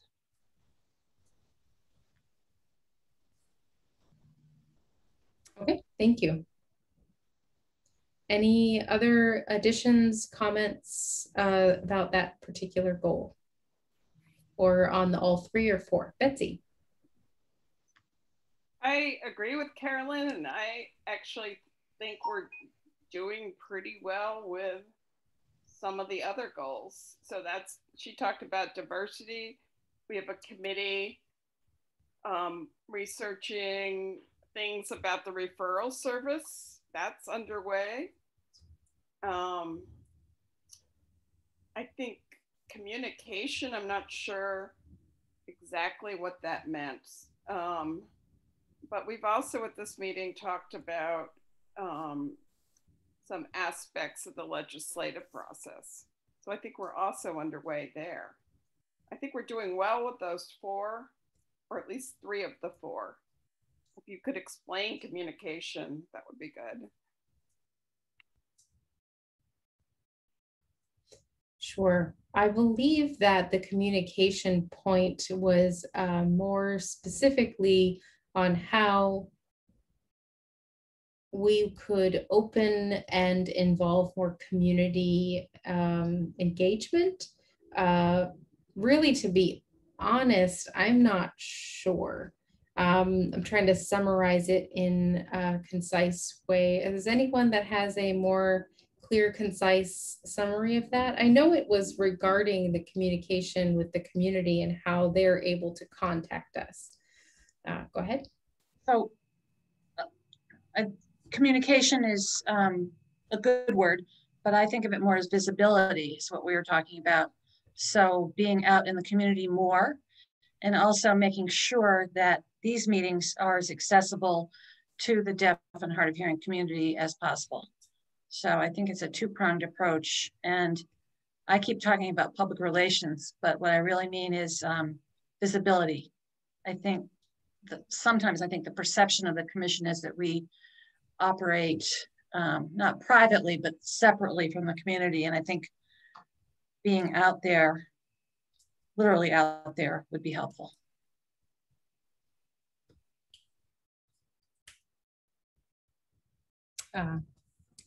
So I think in general with Rhode Island, government is pretty separate. So that can be pretty challenging within government. And I know it's typically very Caucasian male. Anyway, Drew?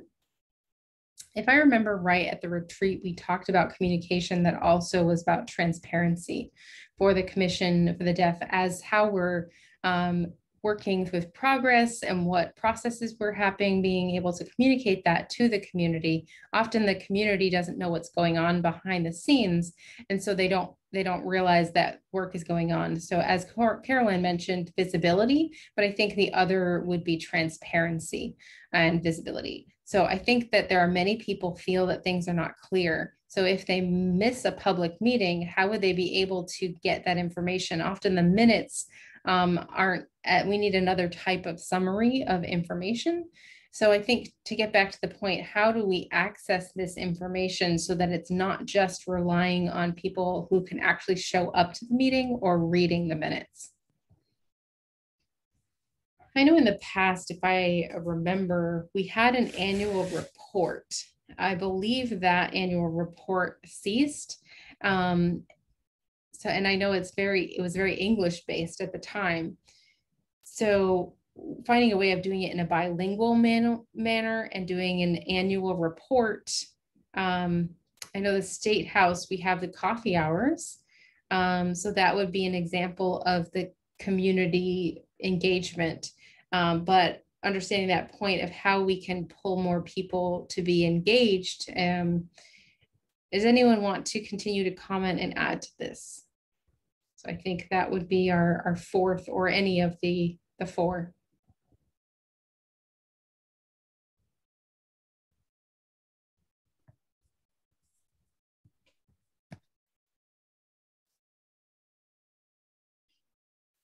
Okay, so we just switched interpreters. If anyone feels that those items are good, clear goals for FY22. And we feel like we could pursue those if Ernest and the staff at the commission office want more, I would say, your perspective. I would like to hear more about how we could achieve this, something about these in the next year coming up. If Ernest could share your perspective about these 4 priorities and what the staff think are achievable and measurable, that we could move forward in the next year with steps on those, and whether we could fund those as part of the budget. I'd like to hear your view, Ernest. Thank you. Ernest saying, those 4 that have been delineated seem reasonable. And also, once we start to address those, we'll be working on them as future goals in the coming up meetings to make sure that we stay on track. Whether we're successful or we're not successful, that we can at least begin with, I think some of those we already have done. And I don't think it'll be a large issue to move forward on all of those. We can focus on those for 2022, FY22. Tim saying, thank you, Ernest.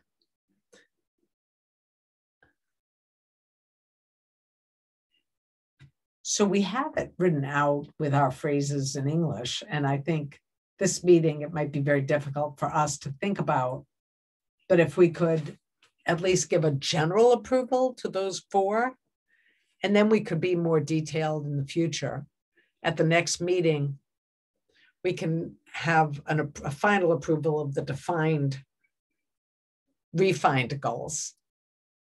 If people are comfortable giving a generic approval at this point, I'd like to hear a motion that will go forward with those 4, the general priorities, and then we'll it could be 3 or 4, but we will continue to work on them and make sure that they're spelled out more clearly.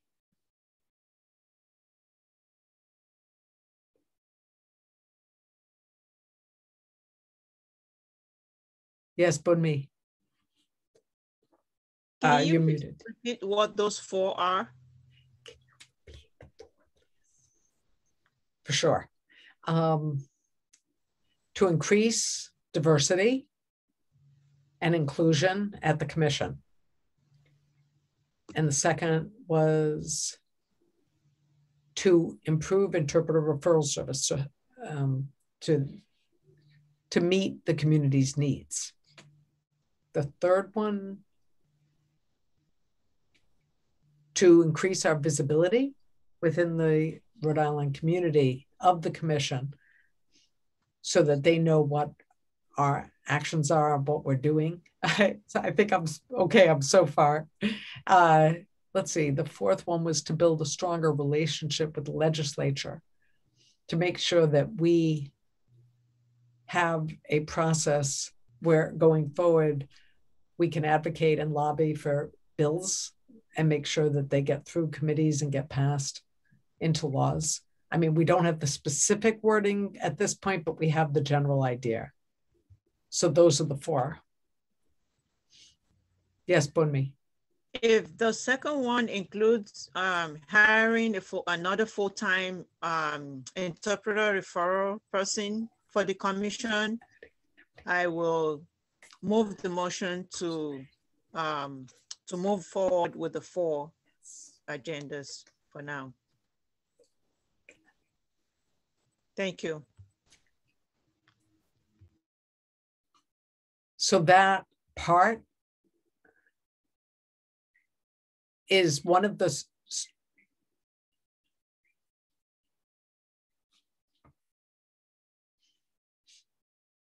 so I think the larger goal is to strengthen the service. And we do have the ad hoc referral committee at this point that is developing some suggestions and recommendations based on the data that they're collecting from the community. So having an FTE increase for interpreter referral might be one of those options, but I don't know if we need it to be built into this vote. But Drew, you might want to add something. Tina, since you're both on the ad hoc referral committee, if you want to speak, I'd like to hear it. So Tina's saying, oh, now you're muted. Sorry. I think it's a great idea to just leave it general at this point, as the ad hoc referral service is working on it. So I don't know that we should put any specifics on it other than just that's one of our goals is to improve the service.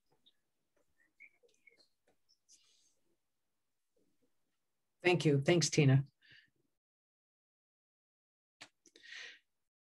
If there are any other questions or comments, but if we're ready to actually move forward, I'd like to hear a motion on it to accept the 4 as general concepts for priorities FY22. Yes, Bunmi. And yes, thank you. I would like to move the motion because July is just around the corner. So the earlier we start and decide on what we want to do, the better for us.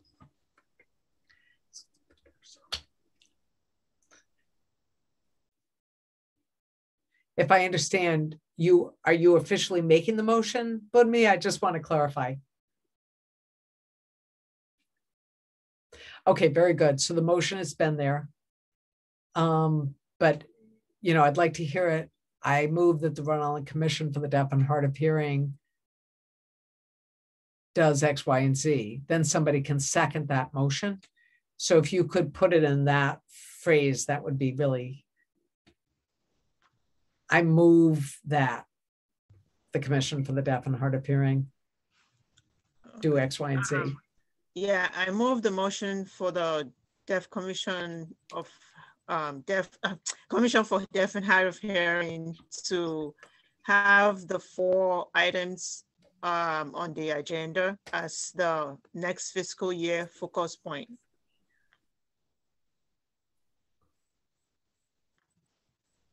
Okay, thank you. And do we have a second for Bunmi's motion?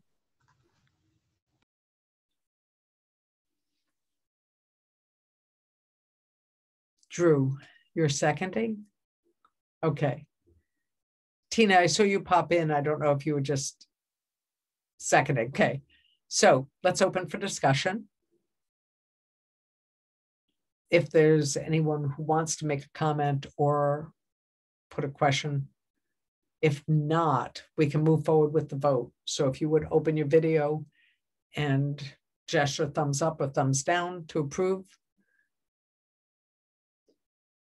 Okay, and just, yes, keep them open so I can count. We've got 8. All right, so unanimous, approved, no opposition. So that motion passes, which means those are the 4 priorities for FY22. And I would think maybe we could have a rough draft with a little bit more specific language. So the next meeting, we could get into the detail, and that would be our guiding principles, strategic goals for FY22. All right, very good. I'm checking, Bethany, how much time do we have scheduled with the interpreters?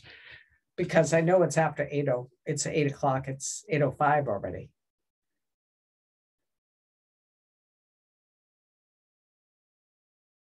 To 9, okay, because I hope we don't go till 9, but very good. So we'll move forward.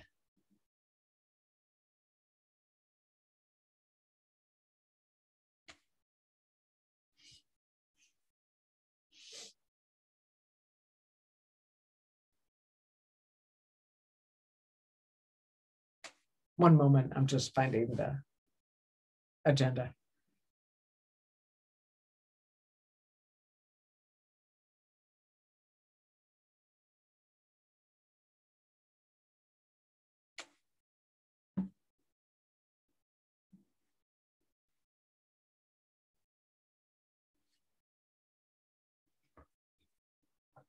Okay, sorry, I lost my spot on the agenda, so now I'm going back to item number B for new business. In March, we had spoken about having more effective meetings to get more done during a meeting. And we talked at that point, we had a little bit of discussion with Ernest and Caroline Ober. We wanted to address this more and think if we could create a process where the different committees and the commissioners and maybe community members and staff feel like there's something essential that they want to discuss during a meeting, that there's a topic that needs to be brought to the commission meeting. A lot of times we're not aware of it until the day of the meeting, but we could hear about that beforehand and we could put an agenda together based on those salient topics. I don't want to be assuming or guessing what's important to people. So I was thinking that maybe we could set up a timeline where a week before, let's say the Wednesday, like today's the 19th. So last Wednesday, the 12th, would have been a time for the committee, the commissioners, the community to reach out and ask for an item to be included in the agenda for tonight's meeting. And then I could review it, prioritize it, make sure that we have enough time established for it. If not, we could put it onto another month's agenda. I think that would be effective and it would save a lot of time for us. So if people want to make a motion, if we're ready to, do a rationale of why we want to have a meeting run that way, and you could bring that, then I think what would happen is at the meetings we'd be voting and the committees would do more of the actual homework. They would be collecting information and bringing recommendations to the commissioners, and the commissioners could vote on it. And I think those roles need to be very clear, the process of how the committees work with the commission. The board should be finalizing results, just voting on things. And I'm wondering if we could talk about that right now. If there are people who have comments or questions about that, I'd like to hear. Yes, Betsy. I guess I guess I need more input. Like, I think this, isn't going to be done tonight. I don't know whether I need the executive committee to draft a proposal. It seems like it's not just a simple thing, because I think the committee chairs have to buy into it. The staff has to know how to access putting something on the agenda. I think there's just a lot of variables, so I'm not sure I can talk about it or vote on it or whatever.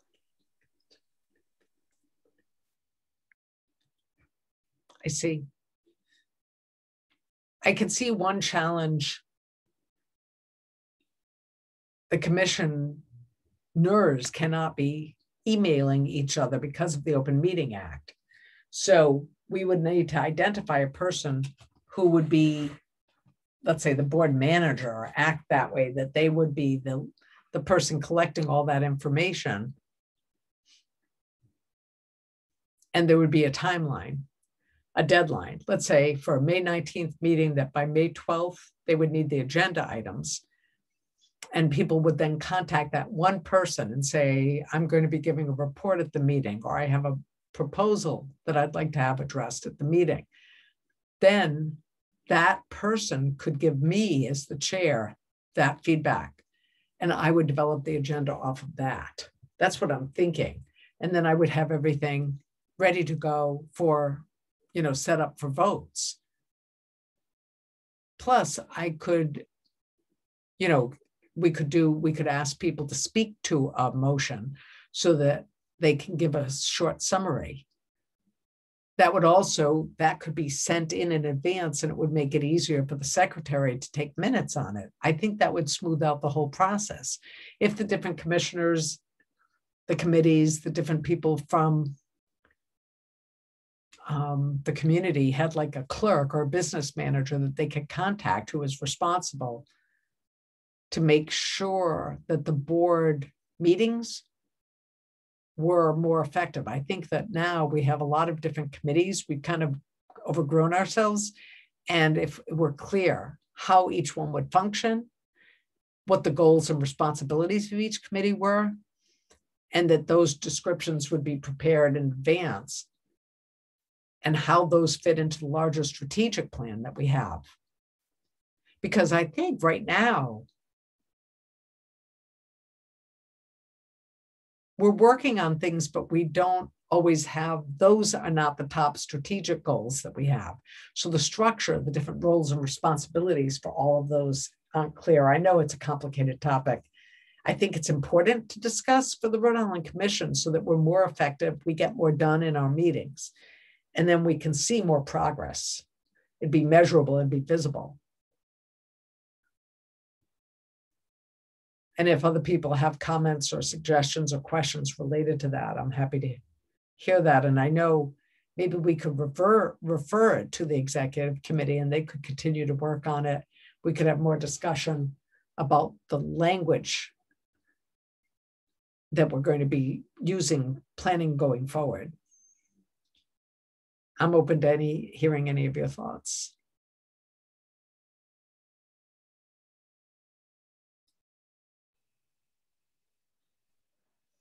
So, Caroline. So I'm on the executive committee and I've been involved in these discussions. I like the idea of referring it back to us because now I can see where the holes lie and things that we need to be clear about. And I think one thing that we need to be clear about is the board manager. Would that be a commissioner or would that be a staff member from the commission? So those are things I think that the executive committee needs to talk about so that we can present a concise and easily understood plan to the commissioners.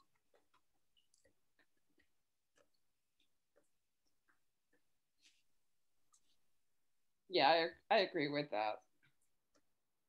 Betsy. Okay, yes. Very good.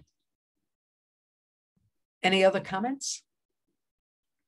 We're going to switch interpreters. So we'll move forward with referring this to the executive committee. And if everyone is good with that, there's no objection, then we will send this to the executive committee and they will move forward with working on developing a more specific plan to bring back to the commissioners. It might be next meeting or the July meeting. It would give, if they need enough time for that, knowing that we're coming up to the summer season and there could be a lot of meetings going on. But we would say that the goal would that it would be done by August. We would be able to be developing a strong plan at that point. Okay, so seeing no objection to that, we'll move forward on our agenda. And the next thing is letter C. And I know in this past March, we did our retreat and we talked about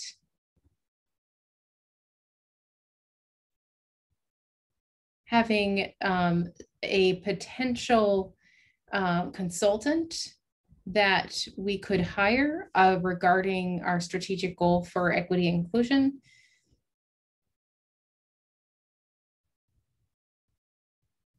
Someone who has that skill that would be able to work with us and figure out where that can be improved. Also could provide training to the staff and the board and how to set up a good legislative process, some training on that front, as well as a number of other possibilities. So do we feel that that's something the Rhode Island Commission needs to hire a consultant of that kind? Or is that something we feel we could move forward on our own?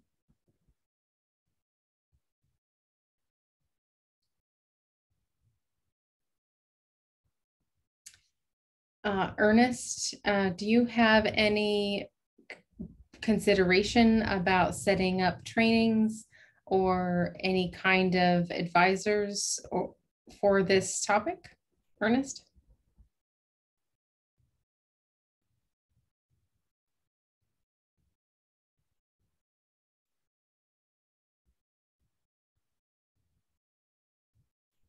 Okay. Seeing none, no comments, then maybe we can put that on hold for a later point. And if it comes up another time and it's felt necessary, we could discuss it further at that point. So I think we will now move on to letter D. And I'm wondering if any of you are interested in wanting to become the board chair, vice chair, secretary, treasurer. I know some who are in those positions may want to continue, but I did want, some of them may want to transfer that responsibility to another commissioner. So this is a time we can discuss this, and typically every year around the September, October time period, we accept nominations and vote on the officer positions. So from my expectation, I would want to be transferring the chair role to somebody in the fall.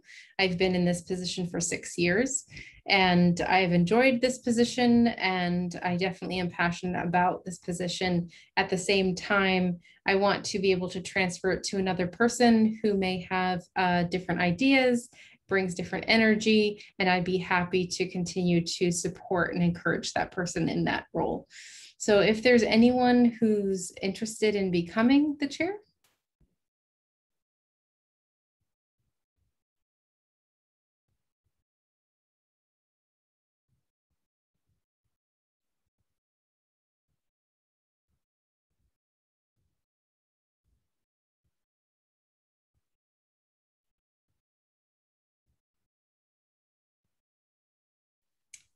Betsy. Can you figure out what exactly you do? Because it seems like there's a lot of skill and variables involved. I don't know. You know, you juggle a lot of things, I think. I mean, it may be good to have like a description of what the person does. I'm sure you review the minutes, but you also, you're good at pretty much putting an agenda together. So, I mean, if you could think of what it involves and how long you spend on it, that would be useful.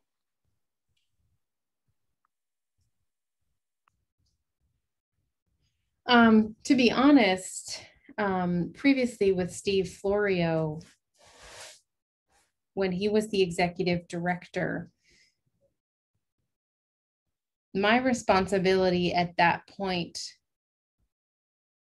I had some responsibilities to carry out, but in the processes and how they were set were there. But when Steve Florio became ill, there became a lot more that I got involved with the legislature and other processes. And when Steve Florio came back, all those responsibilities were not transferred back to him. Once he resigned from the position, there was about 2 years where there was a lot more involvement. So I'm hoping now with the executive committee, we could clarify exactly what the roles and responsibilities are so that we have the right staff who are supporting the board members in those roles. The chair's responsibility should become more of a clarifying role with less of the intense requirements. I feel like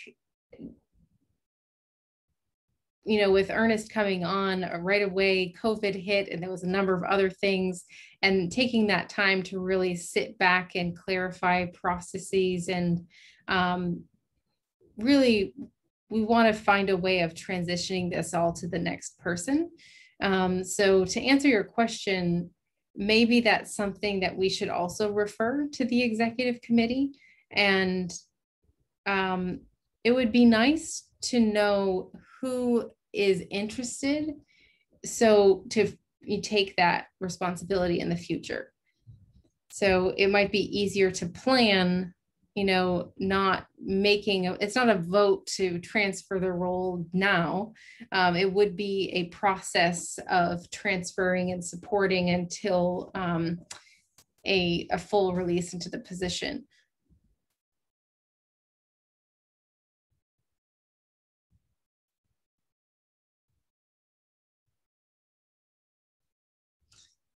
So I think we should refer this to the executive committee. Is that a good idea? At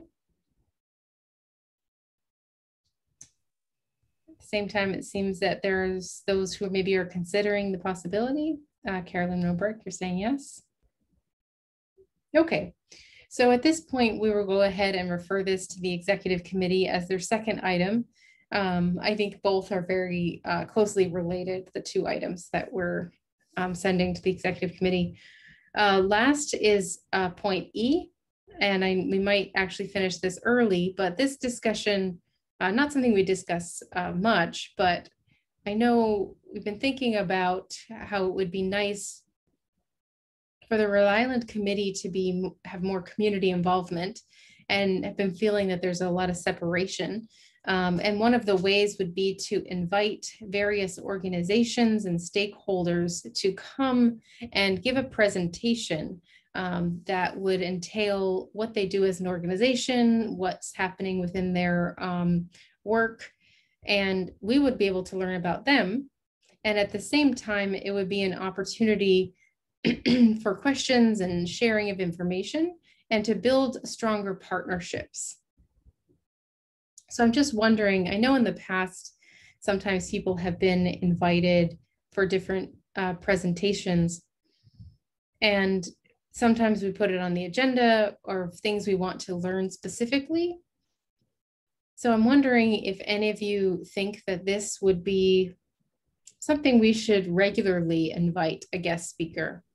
What's your viewpoint on that? If you feel that, you know, adding this much is too tiring, too much visual input, here's your time for feedback.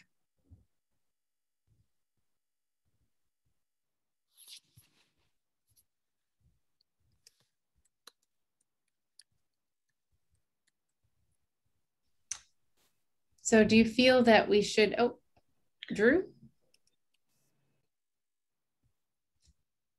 So I think it could be a great opportunity to connect with the community.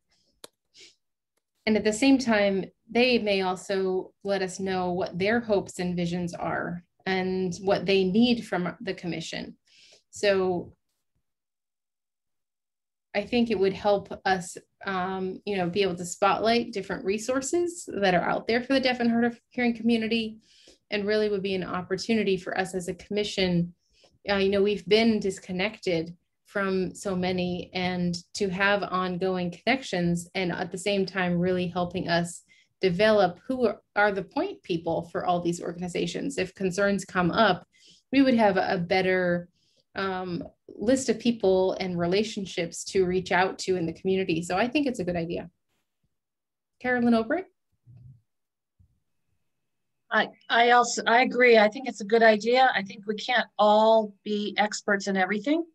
So I think it's a good way for us to learn. And so that's why I would support that idea. Okay. So maybe if you want to continue to think about what's next, who should we ask to come?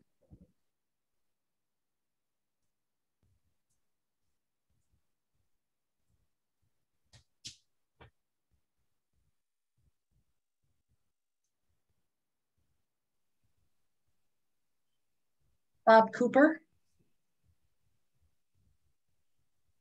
from the Commission on Disabilities. Okay, sounds like a great idea. Any other suggestions? We have Bob Cooper. He's kind of like Ernest's position, but at the Commission on Disability. That would be a really good start to be able to invite him to come and possibly explain their history, what they've been working on, how things are structured there, so that we could learn some more about their agency. What does everyone think on that? Yeah. I was also thinking as backup, if Bob is not available, we could put that off to another month and we could ask Nancy McGuire from the Rhode Island School for the Deaf. I know that we have a big age gap within the deaf community that we engage with, and we also want to increase diversity.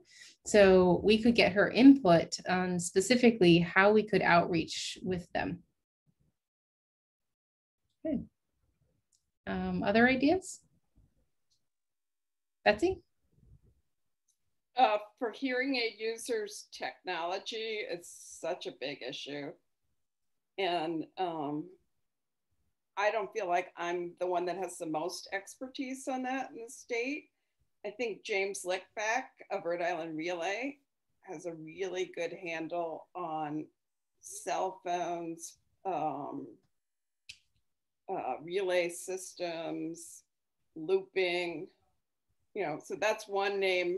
And there probably other, that might be a panel, but I think it's just really important for hearing aid users. And there's never enough talk about that at these meetings. I would love to see more.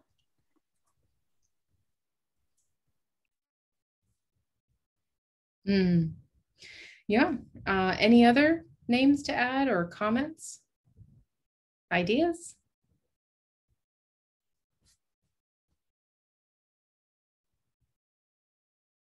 Tina?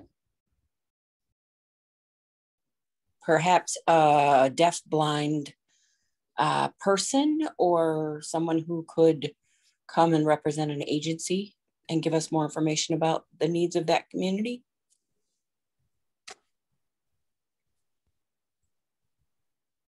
Yeah, previously on our commission,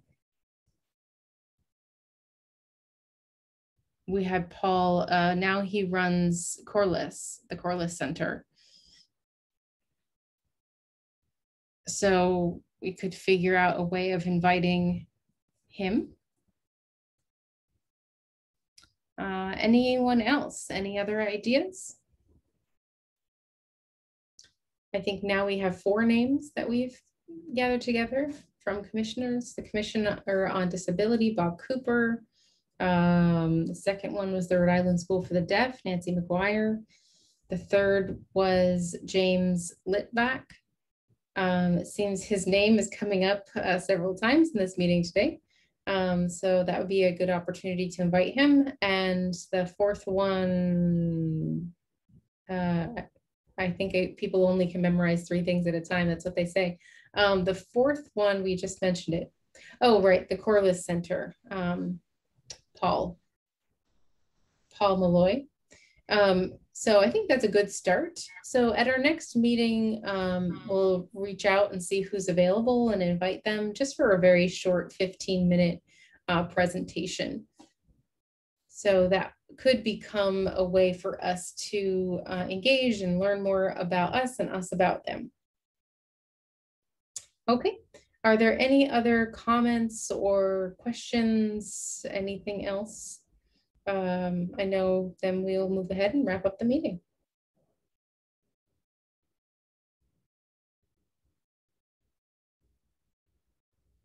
Okay, I think we're all ready at this point to end our meeting. So does it, oh, Ernest.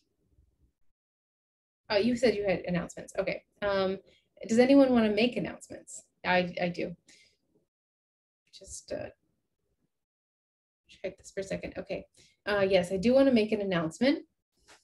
the Rhode Island School for the Deaf has invited us to attend the RISD graduation.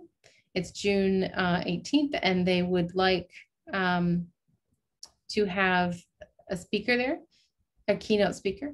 So they invited me to be the keynote speaker, just so you all know. Well, thank you so much. I think that's a great opportunity. So if anyone is able or personally wants to share anything they, personal information they want to share, recently married, anything, you don't have to, it doesn't have to be professional, but anyone have anything personal they'd like to share and announce? Seeing none. Okay, I do want to announce the research team parted with the University of Massachusetts. We're moving forward at this time. We just started in this, we're going to getting started in the summer within the deaf community and advisors, and very excited about enlarging that community, that research team, and moving forward with that research process. David, you had an announcement? Yes. Yes, so I just wanted to let you know that my wife is 31 weeks pregnant now and due July the 3rd week. So I might miss some meetings in the summer, or, you know, July, August meetings because of that. But baby's due a 3rd week of July. Yeah, congratulations. Thank you. Thank you. Yay. Betsy Beach, did you want to make an announcement? Not at this meeting, maybe next meeting. I have,